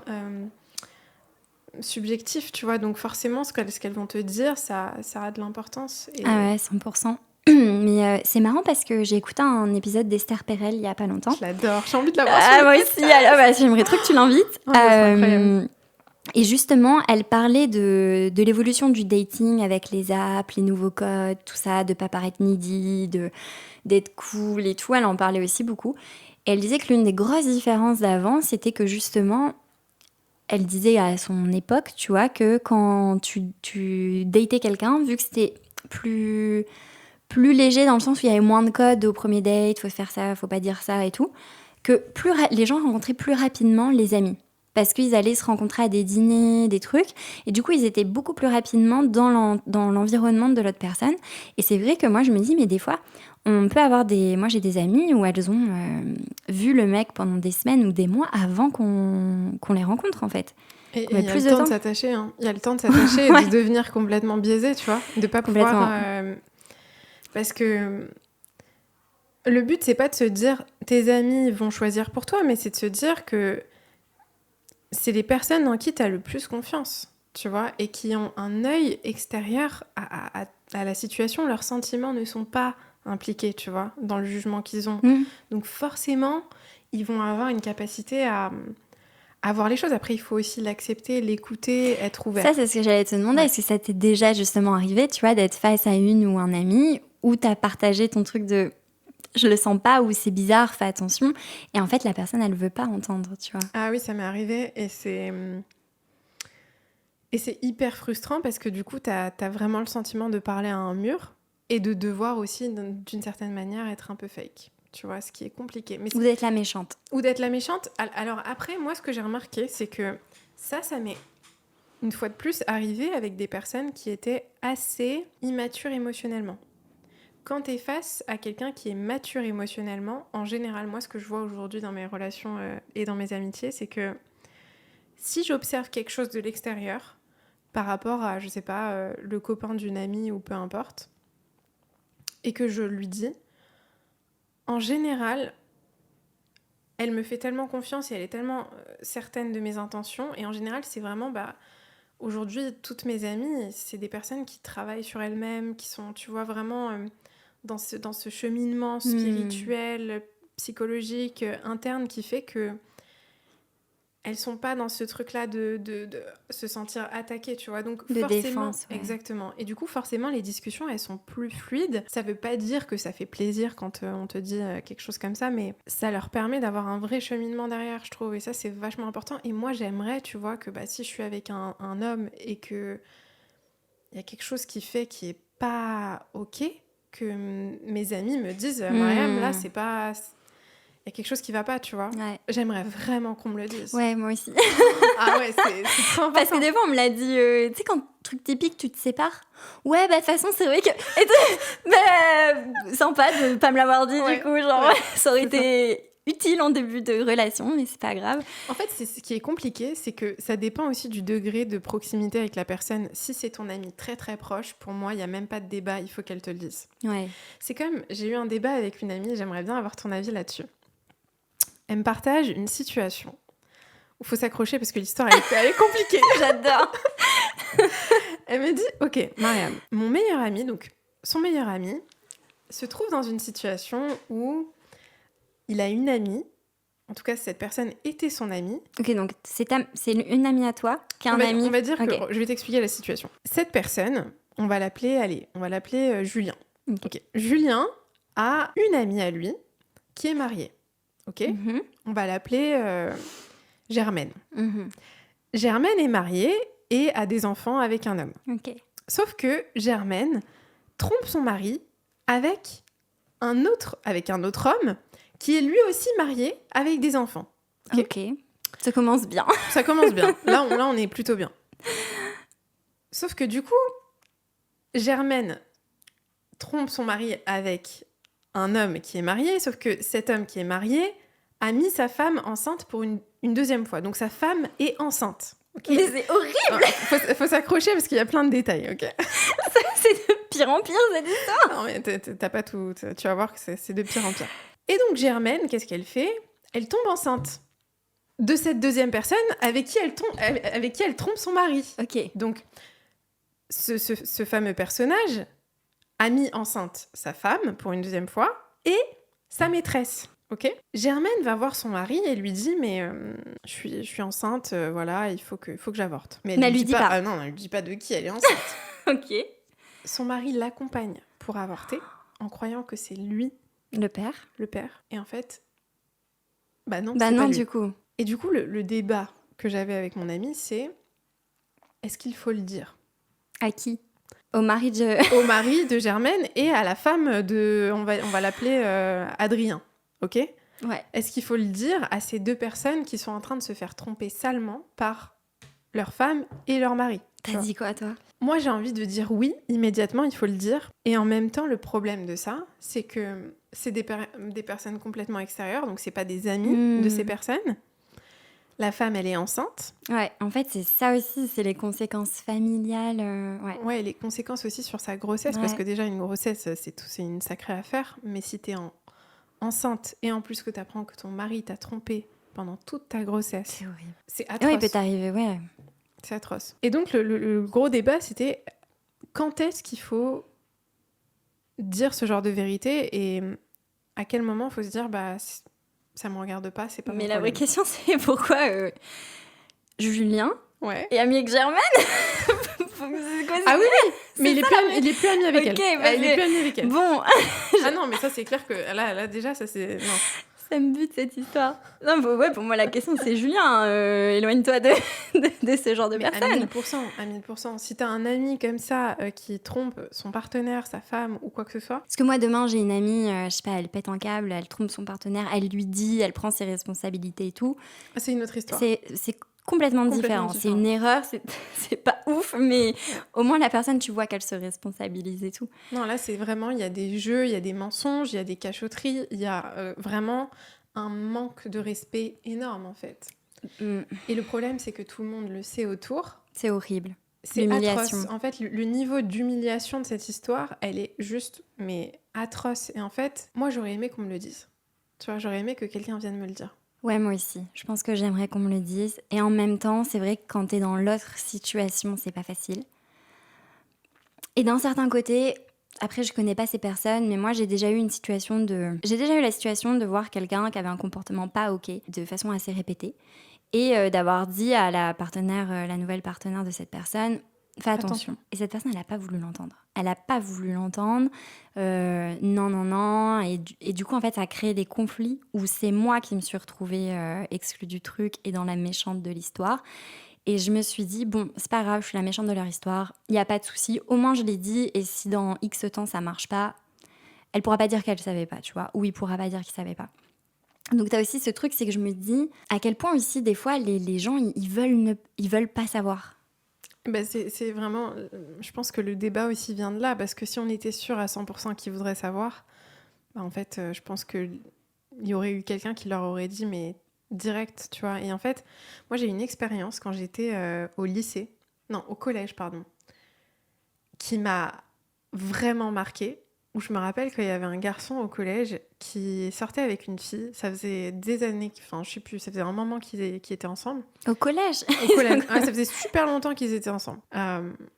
On était en 3e, quelque chose comme ça. Ils devaient être ensemble peut-être depuis 2-3 ans, quelque chose comme ça. Et genre, le mec, il avait carrément tatoué l'initiale de sa copine. Toujours une bonne idée, ça. Surtout, mais en plus, à cet âge-là. Ouais. Il avait l'initiale de sa copine et tout, mais vraiment, tu les voyais tout le temps ensemble, mais hyper amoureux, tu vois. D'ailleurs, il y a un autre couple que je connais qui sont ensemble depuis à la 6e, tu vois, et qui... Bref, une autre histoire. Mais ça fait, waouh, un bon moment qu'ils sont ensemble. Et en fait, ce mec-là, à un moment donné, il est venu me draguer. Et j'ai vu qu'il draguait d'autres filles, bref, j'ai compris qu'il trompait sa copine. Et une fois, on était au McDo, tu sais, c'était l'époque où on traînait tous au McDo et tout. On était au McDo. Et il y avait sa copine qui était là avec des amis à elle. Et moi, sans réfléchir, hein, j'ai pas réfléchi une seule seconde. Je me suis dit, il faut qu'elle le sache. Ouais. Mais genre, j'ai vraiment pas une seule seconde, je me suis pas dit une minute que... elle allait mal le prendre ou quoi. Je me suis dit, mais attends... elle va être soulagée de meufs, savoir, quoi. Il faut qu'on se prévienne, tu vois.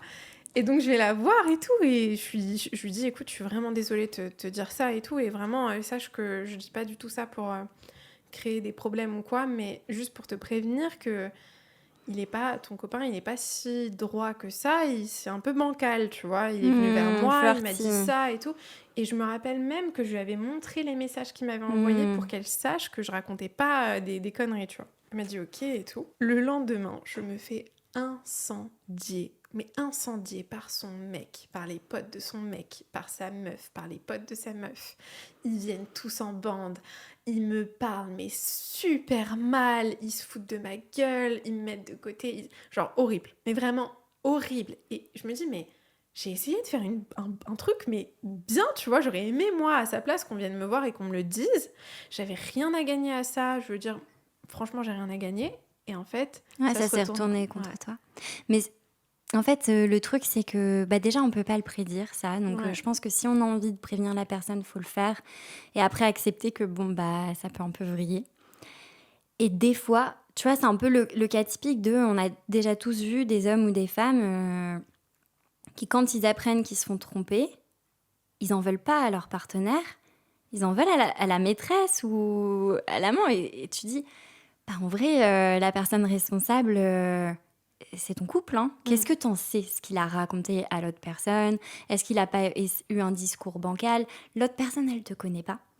Donc, je doute qu'il y ait énormément de personnes qui se disent « Oh, cette personne est en couple ou elle est mariée, je m'en fous. » Je sais pas, je pense que ça n'arrive pas souvent et qu'en général aussi, il y a des gens, ils ont un double discours de « Non, mais on est en relation libre. » Sauf que c'est que d'un côté, tu vois, et que l'autre personne, elle est pas au courant.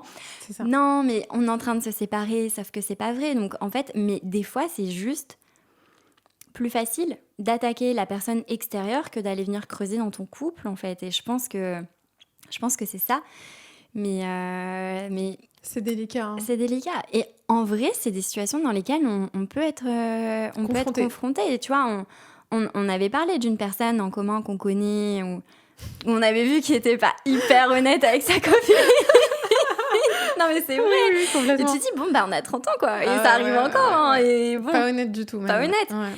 Et du coup, tu te dis quoi? Tu dis, on était quoi? Une dizaine de femmes non, mais au final, comment on sait toutes que c'était... En plus, on se l'est toutes dit. Hein. On s'est dit, il y a un truc...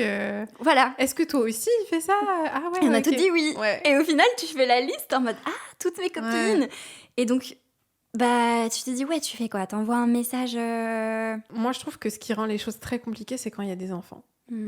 Vraiment. Parce que quand la personne, elle est mariée, ou même si elle n'est pas mariée, mais qu'il y a des enfants, tu peux potentiellement bouleverser une vie de famille. C'est délicat, en fait. C'est délicat parce que d'un côté, moi, j'ai envie de te dire... il faut toujours honorer la vérité, en fait. La vérité, c'est trop important de l'honorer. Il faut absolument l'honorer, quoi qu'il arrive. Et en même temps, tu vois, tu vas voir la femme et tu lui dis, ton partenaire fait ça, ça et ça. Elle n'a pas envie de l'entendre. Elle n'a pas envie forcément d'aller creuser, tu vois. Qu'est-ce que tu fais? Et tu te dis, mais je suis en train de me mettre dans une situation... C'est marrant parce que, en fait, on a eu ce débat avec une amie il n'y a pas longtemps. Où on s'est rendu compte que le mec trompait sa partenaire. Et on s'était posé la question de est-ce qu'on doit lui dire ou pas. Sauf qu'on s'était rendu compte qu'elle était dans une position de dépendance financière et dans un moment mal de sa vie. Et en fait, on s'est dit, mais de toute façon, si on lui dit aujourd'hui, elle pourra pas partir. Elle pourra pas partir. Et elle va vivre, elle va continuer de dépendre de cet homme, en plus en étant mal. Et en plus, je me suis dit, elle le sait déjà. Franchement, probablement qu'elle le sait déjà. Moi, ma théorie, c'est que quand une femme veut savoir si un homme la trompe, elle le saura. Si elle veut vraiment le savoir. Mais j'en suis persuadée. Si elle veut vraiment le savoir, déjà, elle aura ses radars qui vont lui dire « Ah, il y a un truc là !» Tu sais, c'est le même de cette intuition féminine de sur le following de 1000 personnes de savoir le profil. Ça, c'est un truc de malade. C'est vrai, genre... c'est un truc de malade. De réussir à cramer, à sentir, à dire « Non, ça c'est bizarre. » Et du coup, ça me fait penser au sujet... que tu avais noté aussi des micro-infidélités.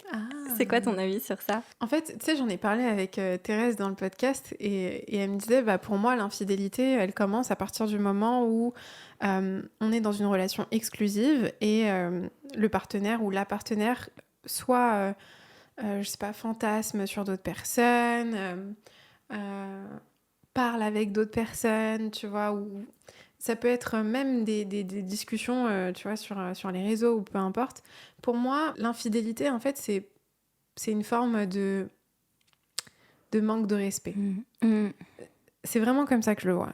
Mais après, comment est-ce que tu définis ce que c'est que le respect dans ta relation, tu vois? Pour moi, si tu es dans une relation exclusive où tu es engagé avec la personne, c'est que tu considères que ton attention doit être majoritairement dirigée vers cette personne et donc que tu vas pas essayer de séduire, de flirter ou de plaire à d'autres personnes. Ça veut pas dire que tu vas pas être attiré par d'autres personnes. Avoir un crush de temps en temps. Bien sûr, tu vas être attiré par d'autres personnes. C'est normal, on est tous humains. Nous aussi, en tant que femmes, on peut être attiré par d'autres hommes et voir un homme et se dire... Jamais, non. Ouais. ouais. Tu vois, et se dire, mais waouh, il est trop beau, waouh.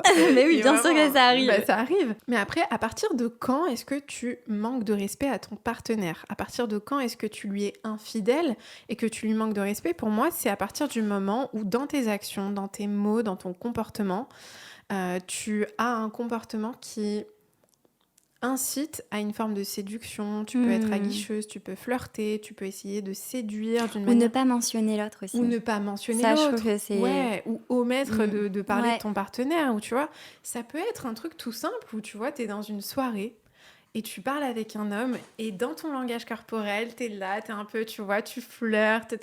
On sait comment on est quand on est en mode séduction, tu vois.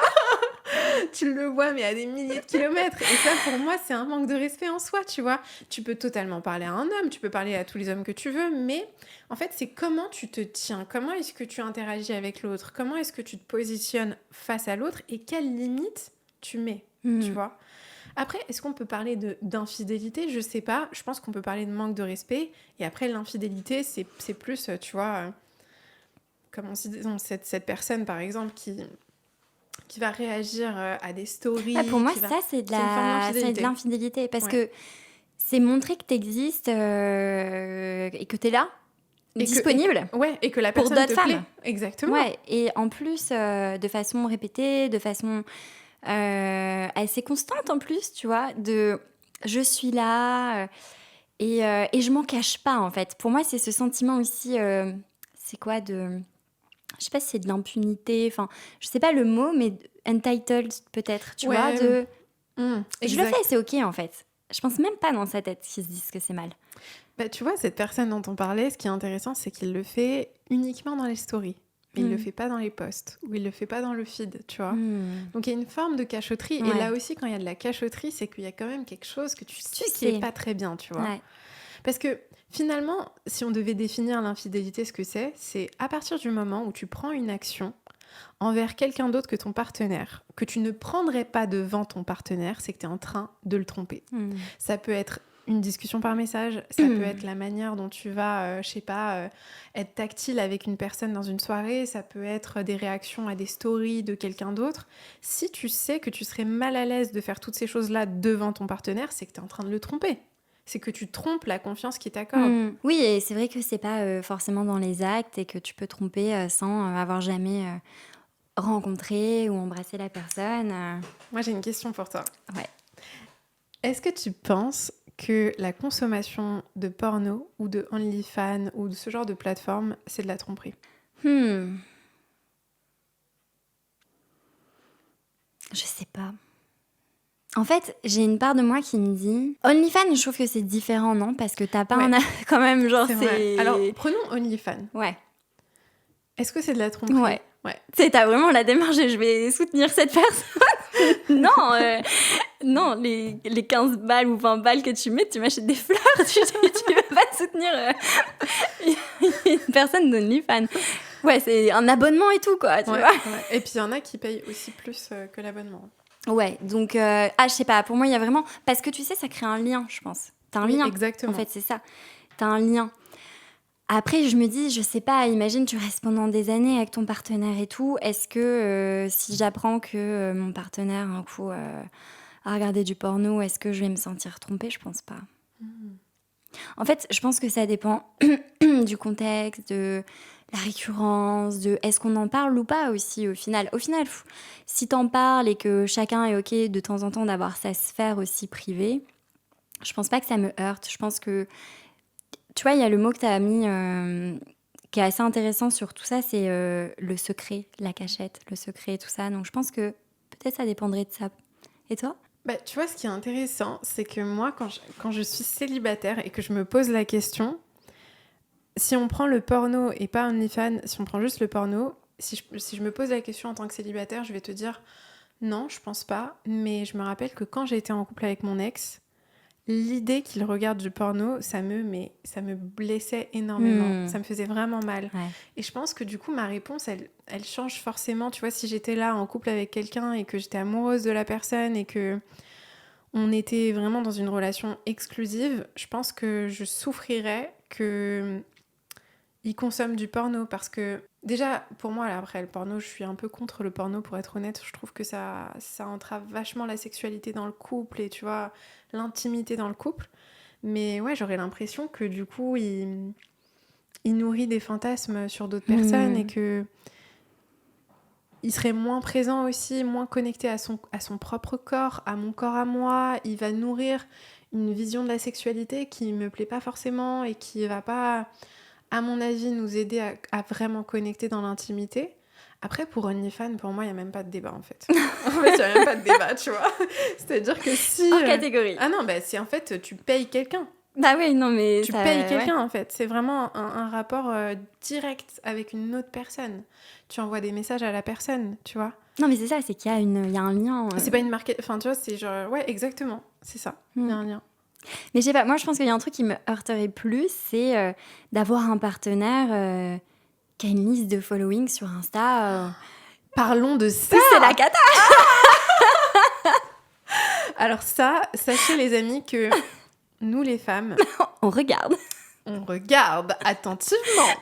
Je peux vous le dire, très attentivement. Ça, c'est une des premières choses qu'on fait. Mais vraiment. Même nos amies, elles le font à notre place même. Hein. C'est vrai, on est à plusieurs à y regarder. Ouais. T'as l'équipe du FBI. On est trop fortes, hein. Franchement, on est vraiment fortes. Et en plus, c'est même pas, je pense que c'est même pas du stalking ou quoi, parce que c'est même pas regarder en détail, c'est dire, en fait, Qu'est-ce que ça m'inspire? Quel type de personne est-ce que cette personne suit, en fait, tu vois. Qu'est-ce que tu penses, toi, d'un homme qui suit beaucoup de... Allez, on va utiliser les termes... Beaucoup de bimbos, de femmes qui sont très refaites, peut-être aussi de profils de femmes qui pourraient être sur OnlyFans ou ce genre de profil-là. Qu'est-ce que t'en penses? Qu'est-ce que ça signifie pour toi si un homme suit ce genre de profil?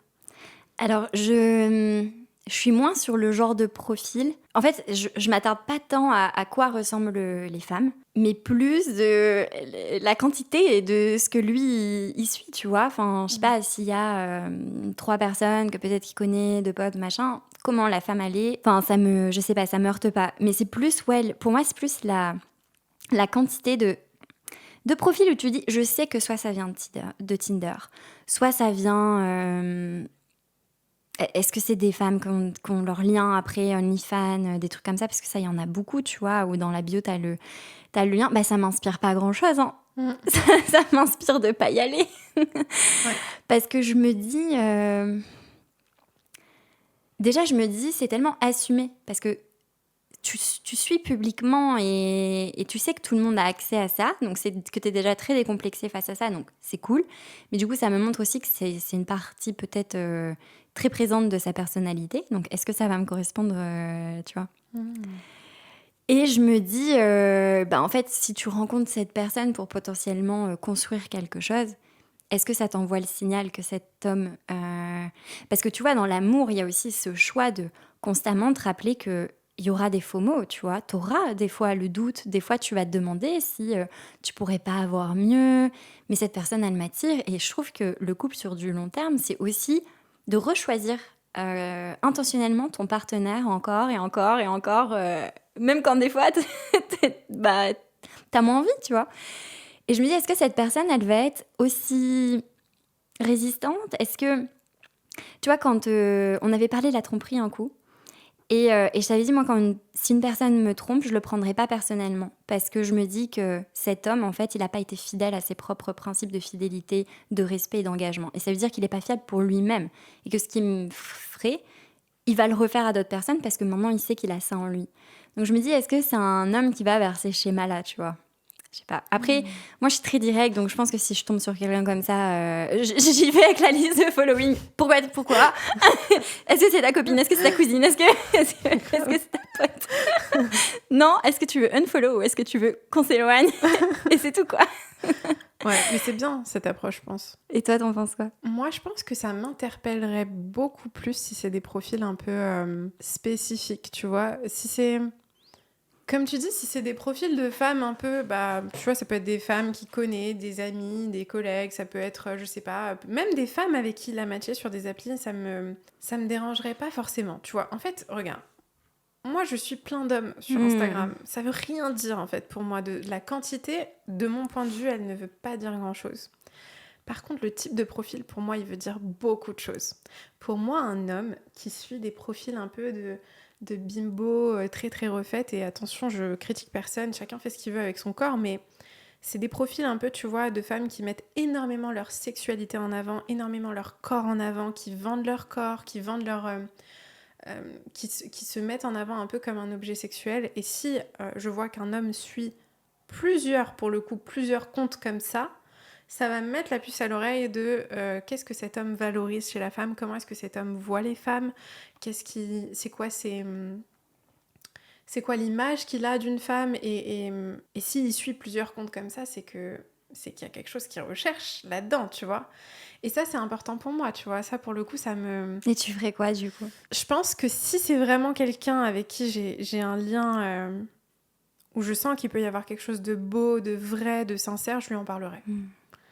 Et en fonction de la réponse et de la manière dont la discussion... ça passe ou ça casse? Faut en parler en face à face. Il faut en parler en face à face. Absolument, il faut voir les expressions, les filles. Et observer. Ah, faut vraiment bien observer, là. Non, je crois qu'elle avait un podcast. Ouais, bien sûr, ouais. Mais c'est trop drôle, il y avait un reel d'une femme où, tu sais, c'était un peu un truc comique où l'homme, c'est son copain qui arrive en mode « Ouais, j'ai vu plein de débits sur ma carte bleue, mais t'as fait du shopping aujourd'hui, t'as pété un câble pour des milliers d'euros. » Et elle dit « Ah non, mais je me suis acheté un sac à main, machin, tout ça. » Et il dit « Mais... Ok, mais tu pourrais me prévenir. » Elle dit « Non, mais attends, regarde. » Et elle lui sort une photo d'Insta où il y a une femme. Elle dit « Tu vois la femme en bikini, t'as liké la photo. » Et en fait, elle dit... Et du coup, je me suis demandé, bah, vu que t'es avec moi, pourquoi tu likes la photo? Ah bah c'est parce que tu dois bien aimer son maillot de bain. Ou tu dois bien aimer son sac à main. Et du coup, tu vois que c'est un sketch comme ça. Et tu vois qu'elle le cherche comme ça. Et elle me fait « Ah ouais. » Et en fait, on sait aussi, tu vois. On sait, et d'ailleurs, même nous...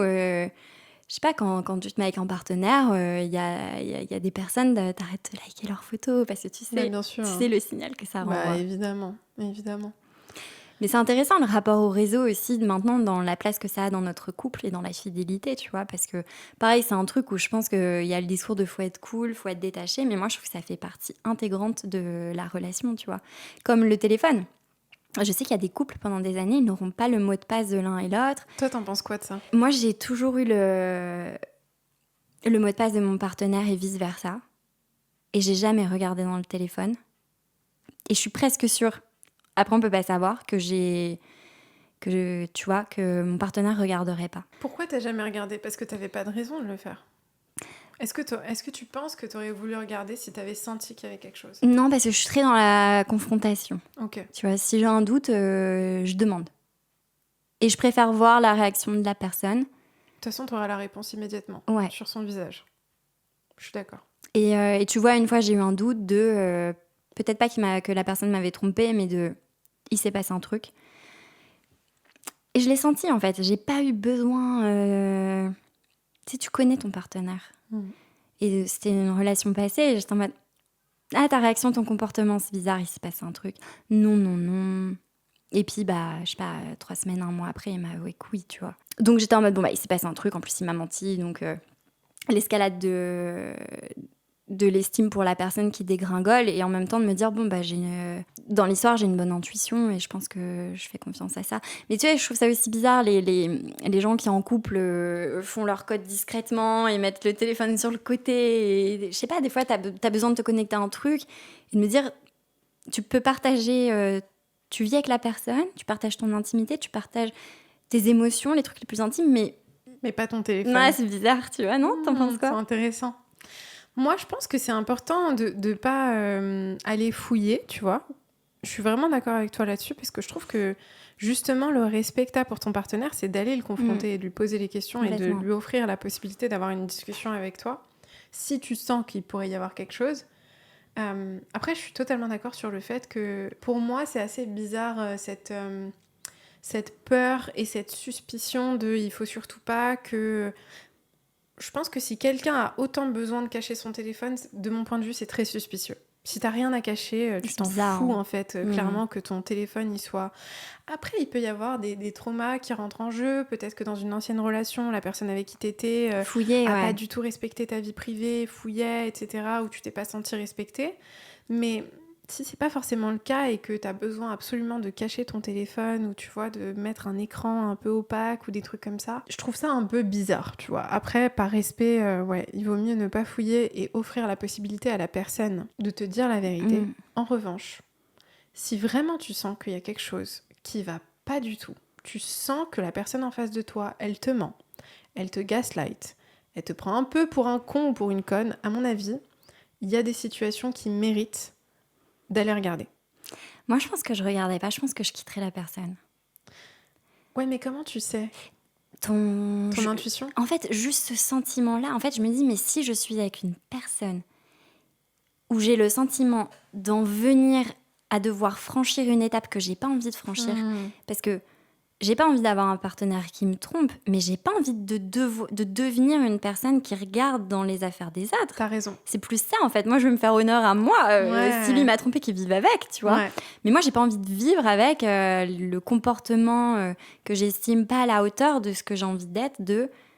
Bon, bah, ok, non, si je suis avec un partenaire qui me déclenche autant d'insécurité que je dois aller fouiller...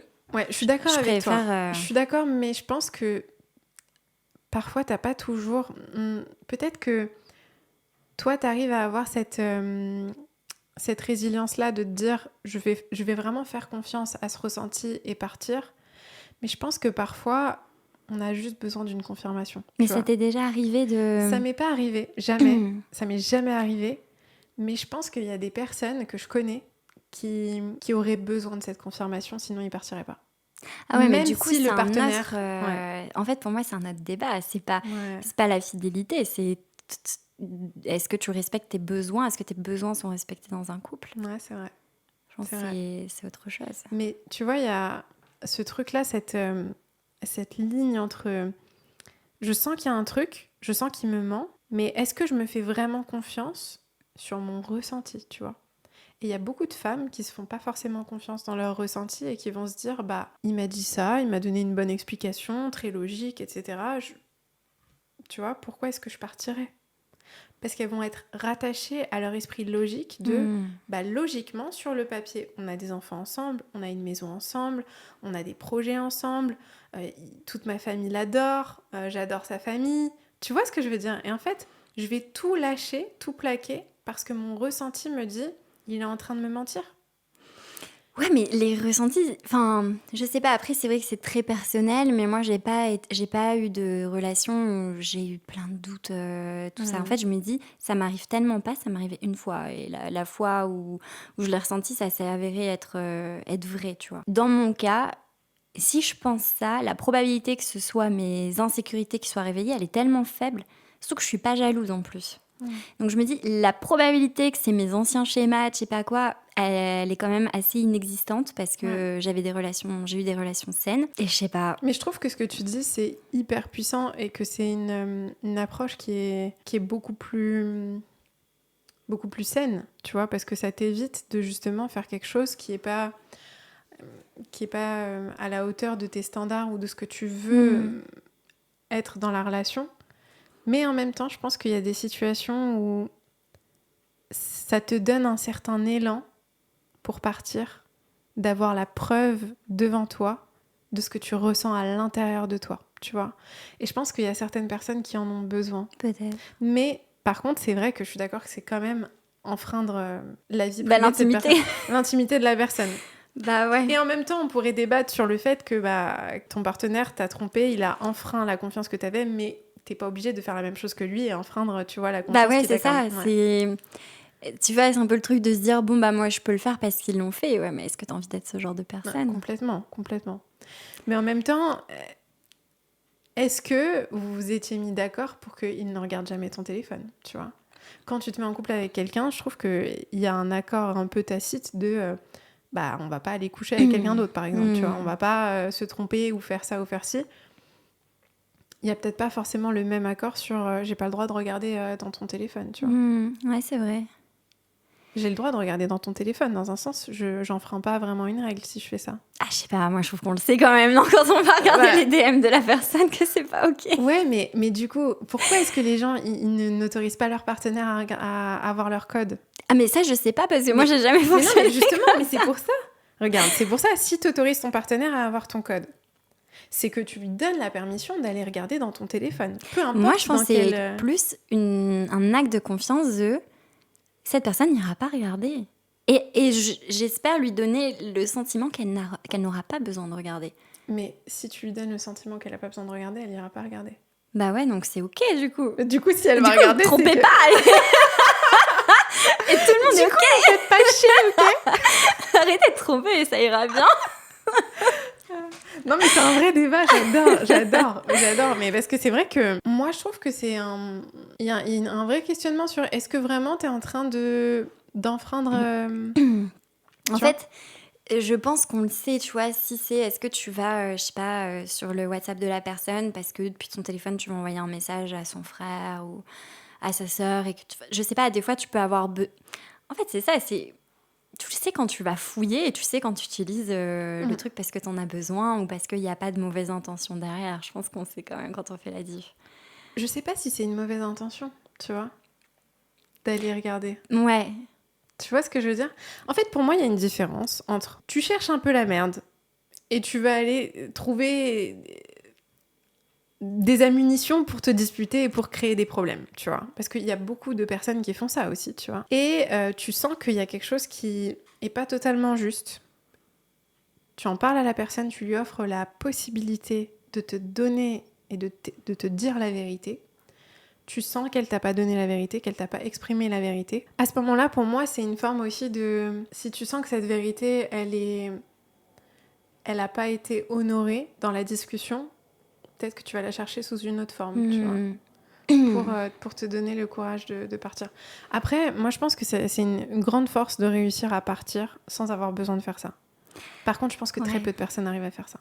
Et je pense dans le fond, moi je savais qu'il avait parlé, qu'il y avait eu un truc bizarre avec une meuf, je le savais. Et il m'a dit non. Et j'étais en mode, je le sais. Ouais.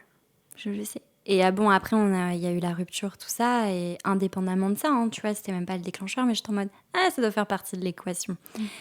Et j'ai pas eu besoin d'aller regarder. Et même si ça n'avait pas été le cas, de toute façon, je me serais dit, qu'est-ce que tu veux être avec une personne qui te provoque ce sentiment? C'est-à-dire qu'il y a un truc bizarre, tu vois. C'est-à-dire, après, ça peut être, t'es en couple, t'es bien, un jour t'as un doute, et du coup, il faut réajuster sur ce genre de communication. Mais je me dis, je sais pas. C'est compliqué. C'est vraiment compliqué. Tu veux qu'on joue au jeu de cartes? Ouais. Allez. T'en tires une aussi? Ou on répond toutes les deux à la même? T'en tires une et j'en tire une. Comme allez. Ça... Ok, t'en tires une aussi? Ok.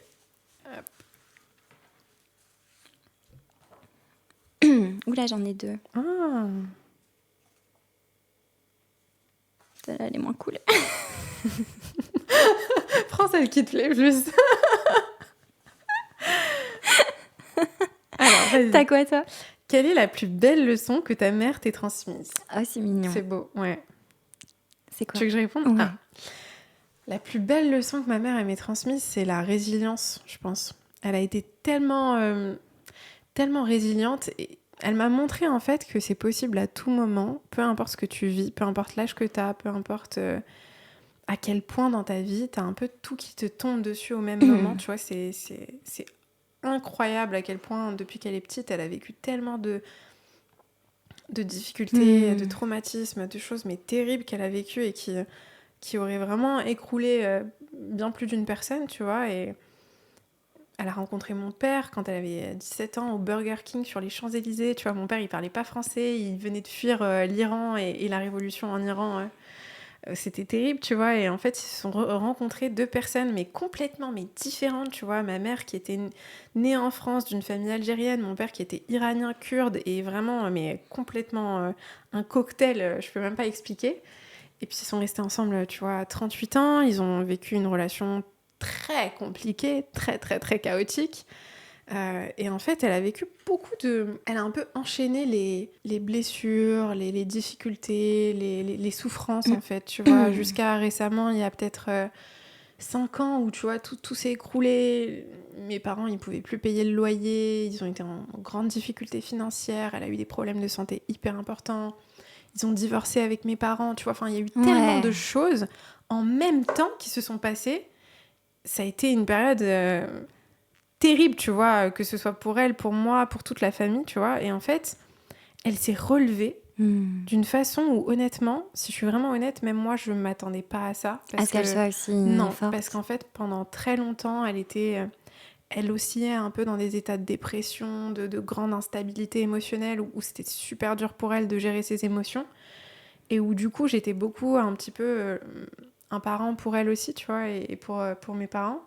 Et en fait, elle a remonté, en fait, mais d'une manière tellement exceptionnelle, tu vois. Elle a eu une foi, mais inébranlable. Une foi qui l'a portée, qui l'a amenée à aller beaucoup mieux, parce que les problèmes de santé qu'elle a eus, ils n'étaient pas, tu vois, ils étaient pas légers, tu vois. Et tout ce qu'elle a traversé, elle a réussi à en faire une force, tu vois. Elle a perdu 30 kilos en 6 mois. Aujourd'hui, elle a jamais été aussi heureuse, épanouie. Ouais, tu l'as mis dans tes stories. Ouais, je suis trop fière d'elle. Je suis trop fière Ça se voit. d'elle. Et ouais, franchement, elle m'a beaucoup, beaucoup appris.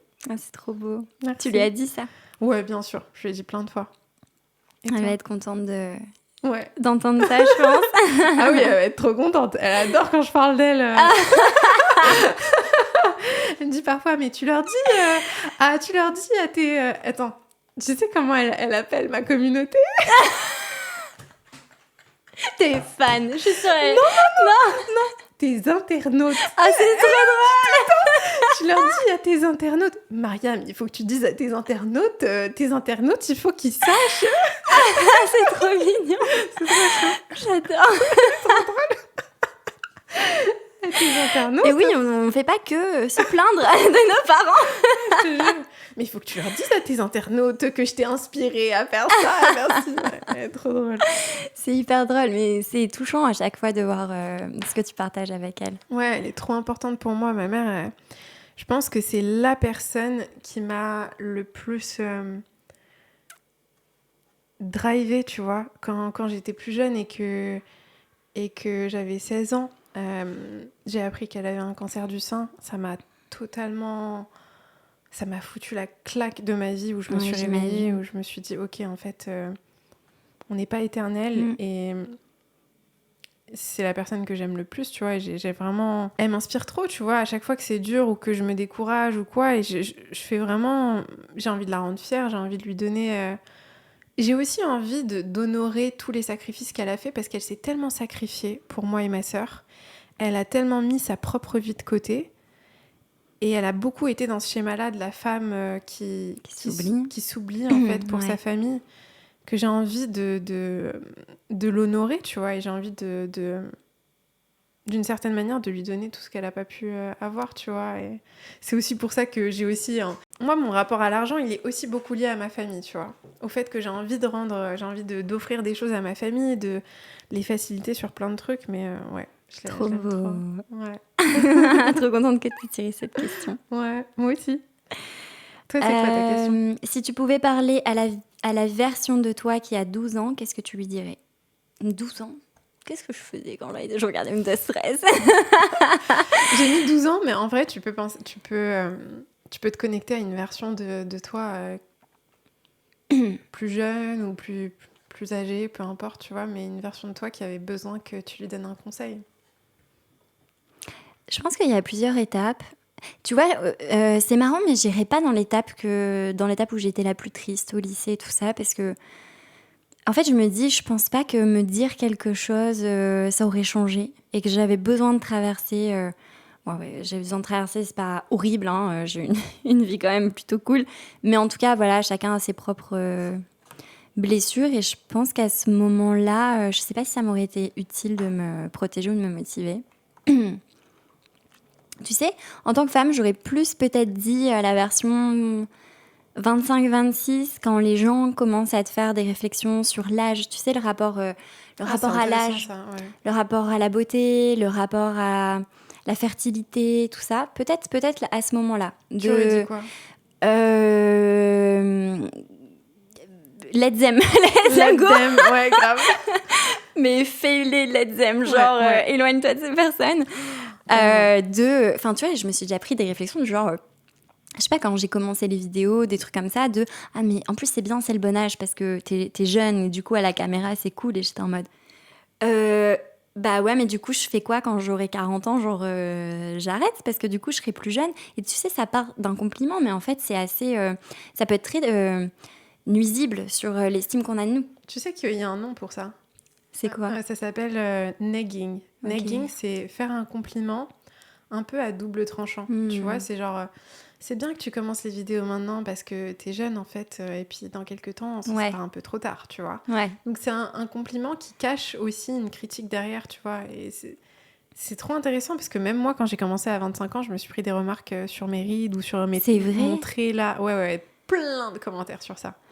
En mode. Bah, En t'as mode, des ah, rides, t'as quoi. un trait bizarre sur le front, ah, t'as des rides, faut faire du botox, mais alors que j'avais, je sais pas, 25-26 ans, tu vois. Et je te promets, Manon, que je pensais jamais à ces trucs-là avant de faire des vidéos. Jamais. Ouais. Jamais. Moi, Non. m'imaginer faire du botox, mais genre. Mais même le rapport à la vieillesse, moi, je n'y pensais pas. C'est un truc qui me passait au-dessus. Et en fait, tu sais, il y a eu un moment où les gens me faisaient beaucoup. Après, je pense que les gens, ils le font à tout le monde pour faire plaisir. Mais tu sais, quand on me dit, ah, tu fais un peu plus jeune que ton âge, ah. Et j'étais contente. Et à un moment, je me suis dit, mais en fait, il faut pas que ça me rende aussi heureuse parce que. Mais c'est très bien, enfin c'est normal de faire son âge et c'est ok de vieillir et j'aurais pas l'air d'avoir, je sais pas, je serais pas jeune toute ma vie et donc du coup il faut que je me détache aussi de ce genre de compliments et tout parce que ça va pas durer, je vieillis comme tout le monde, tu vois, tu regardes, t'as tes petites rides qui Oui. commencent à arriver et Bah tout. oui. Et pareil, tu vois, des fois maintenant je fais des vidéos et je me dis, oh purée, quand t'es un peu plus fatigué et que t'as les cernes qui ressortent ou que, tu vois, moi je sais que c'est les rides surtout ici, où je me dis, bah ouais, elles sont là et de toute façon, qu'est-ce que je vais faire? Je vais rester figée toute ma vie, Ouais, c'est il faut impossible. vraiment se détacher de ça en tant que femme parce que ça nous pourrit vraiment. Ouais. Ça nous rend vraiment malheureuses et ça nous procure une honte tellement profonde et tellement destructrice de en fait j'ai pas de valeur si je suis pas magnifique, si je suis pas parfaite, si je suis pas hyper jeune, mais en fait c'est complètement du bullshit et il faut absolument réussir à se donner de la valeur et se créer notre propre paix à l'intérieur de nous parce que autrement en fait tu te garantis de passer une vie de misère, hein, de misère. Mais oui. Parce que surtout, attends, aujourd'hui, en 2025, pour être considérée comme une belle femme, en fait, c'est quoi? C'est faut que tu passes par 10 000 chirurgiens, il faut que tout soit. En fait, Ouais, les standards sont tellement élevés. ah non, les standards sont Et, hallucinants. et en plus, je me suis dit, purée, mais en plus, je me suis dit, mais il faut vraiment que je redéveloppe ma perception à moi de ça parce que j'ai envie de vieillir comme j'ai envie. Si j'ai envie de faire de la chirurgie, j'en ferai. Si j'ai pas envie, j'en ferai pas. Mais que ça m'appartienne à moi et que ce soit pas par pression. Et surtout que je me suis dit, purée, mais les femmes que j'admire le plus, c'est Esther Perel, Brené Brown, Mel Robbins, Julie Smith. Et je me suis dit, mais c'est que des femmes qui ont 40, 50, 60 ans. Et qui sont imparfaites. Et Qui sont vraies, en fait. Et en fait, je me suis jamais posé la question, mais est-ce qu'elle est jeune? Quel âge elle a? Je me suis juste dit, elles sont grave intéressantes, elles ont grave du charisme, elles rayonnent. Enfin, et du coup, je me suis dit, bah, il faut que je me détache de ça. Donc, je pense que c'est ça que je dirais, c'est à la version de moi de 25 ans, de détache-toi des commentaires qui commencent à te faire paniquer sur ton physique. Et aussi sur la pression qu'on met encore beaucoup aux femmes la pression de trouver le partenaire, construire les enfants, tout ça. Parce que je pense que ça pénalise les femmes, mais je pense que ça pénalise beaucoup les hommes aussi. On leur dit t'as le temps parce que t'es un homme. Et qui peuvent aussi passer à côté de belles personnes, du moment et tout, en se disant bah vu que j'ai le temps, j'irai quand moi je l'aurais décidé. Sauf que l'amour, c'est pas un business. Et un business, tu peux contrôler beaucoup plus tes actions bon, bah, si je décide de lancer un podcast, machin, de le publier tant, tu peux. Mais décider de rencontrer une personne un jour, c'est plus compliqué, tu vois. Enfin, t'as moins de contrôle sur ça, je trouve. Et je pense que ça pénalise tout le monde. C'est trop vrai ce que tu dis. Et je trouve que, franchement, c'est un sujet que je trouve tellement intéressant et qui fait souffrir tellement de femmes, mais tellement, tellement de femmes. Et tu vois, je veux juste rebondir en lien avec ce qu'on se disait tout à l'heure sur la liste des abonnés des hommes qu'un homme peut suivre.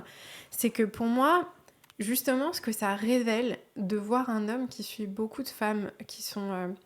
Alors, moi, j'ai vraiment aucun problème avec la chirurgie. En plus, tu sais que j'ai prévu d'en faire. Donc, c'est pas du tout un sujet où je suis anti-chirurgie. Mais par contre, pour moi, quand tu vois qu'un homme suit beaucoup de femmes qui ont fait beaucoup de chirurgie, beaucoup, tu sais que tu es face à quelqu'un qui a une vision de la beauté de la femme et de ce qu'une femme doit être et à quoi elle doit ressembler qui est complètement déformée en fait. Et d'une manière ou d'une autre, ça va t'impacter. Et moi, ce que j'ai observé, le pattern que j'ai observé, c'est que à chaque fois, que ce soit mes amis ou moi, que je suis face à un homme qui suit beaucoup de ce genre de profil, c'est des hommes qui sont très, très attachés au physique, assez insécures, qui ont des standards complètement hallucinants, qui donnent honte à leur partenaire quand elle prend du poids ou quand elle correspond pas à ses standards, et qui du coup ont très souvent un effet sur leur partenaire où elles perdent beaucoup confiance en elles parce qu'elles se sentent pas forcément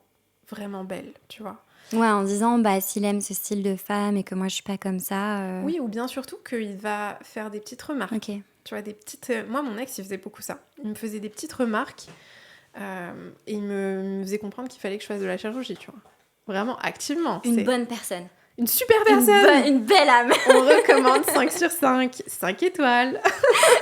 Surtout qu'en plus, c'est horrible. Genre, quand tu rencontres une personne, t'es censé quand même pas vouloir la changer. Ah oui, mais après, c'était, tu sais, au bout de peut-être 6 mois, tu prends confiance, tu te sens à l'aise de dire certaines choses. Il me disait, mais moi, j'adore ce qu'elle a fait, Kylie Jenner, les Kardashians, Cardi B. Il était fan de Cardi B, tu sais, il regardait tout le temps... Après, moi, j'adore sa personnalité, je la trouve trop drôle, Cardi B, mais bon, pour te dire, en fait, pour lui, c'était ça, en fait. Bah, et puis c'est surtout que si tu fais Cardi B et toi, vous êtes pas pareil. Donc, qu'est-ce que tu fais? Non, pas du tout. Et puis, tu sais, c'était vraiment des petites remarques sur mes cheveux, mais il me faisait tout le temps des remarques sur « mais tu vas pas voir ma mère avec ces cheveux-là, mais regarde tes cheveux, faut que tu fasses quelque chose. » Si j'étais pas parfaitement épilée, c'était des remarques, c'était... plein de choses, tu vois, si je me resservais à manger, ah tu vas te resservir à manger là, vraiment, mais tu penses pas que t'as assez mangé, tu vois, des trucs comme ça. C'est dur ça. Ah c'est super dur, mais c'est vraiment un truc que je généralise pas parce que je pense pas que tous les mecs qui suivent ce genre de profil sont comme ça, mais il y a beaucoup de similitudes. Ouais. Ah. Est-ce que les hommes qui ont écouté ce podcast vont unfollow? J'espère pas. Mais dites-nous votre avis dans les commentaires. Hein, en vrai, c'est intéressant. Est-ce que c'est quelque chose que vous regardez, qui est important pour vous? Je pense pas que les hommes regardent pour les femmes qui elles suivent. Je sais pas. Je pense peut-être qu'ils sont moins impliqués au début sur ce genre de trucs. Ce serait intéressant de sonder sur ça. Moi, je pense que c'est très commun pour entre femmes de dire je viens de rencontrer quelqu'un ou je vais dater. D'aller direct. Bah ouais, moi je dis à mes potes, donne son nom. Et je trouve tout. Et en plus, on peut trouver tellement de trucs. C'est vrai. Non, c'est vrai. Et pas forcément regarder tout en profondeur, mais maintenant on sait qu'on a tous une présence en ligne et ça fait partie de notre personnalité. Bien sûr. Final, parce que si quelqu'un nous recherche, bah ils vont voir qu'on a un podcast, ce qu'on fait, et ça peut être positif aussi, quoi. Ouais, mais en même temps, je pense que ce serait bien d'éviter que la personne nous voit tout ça avant la rencontre, je pense. Oui, pour éviter les relations parasociales. Ah ouais, faut vraiment, à mon avis, si c'est possible, en tout cas, d'éviter, quoi. Ça aurait été un autre bon sujet, je pense que... Ouais, faut qu'on se refasse un podcast là. Mais carrément. J'ai adoré, merci. Moi, j'avais Manon. l'impression que c'était comme quand on se c'était prend trop bien. nos matchas et qu'on va... Ah, j'ai trop aimé, franchement. J'adore.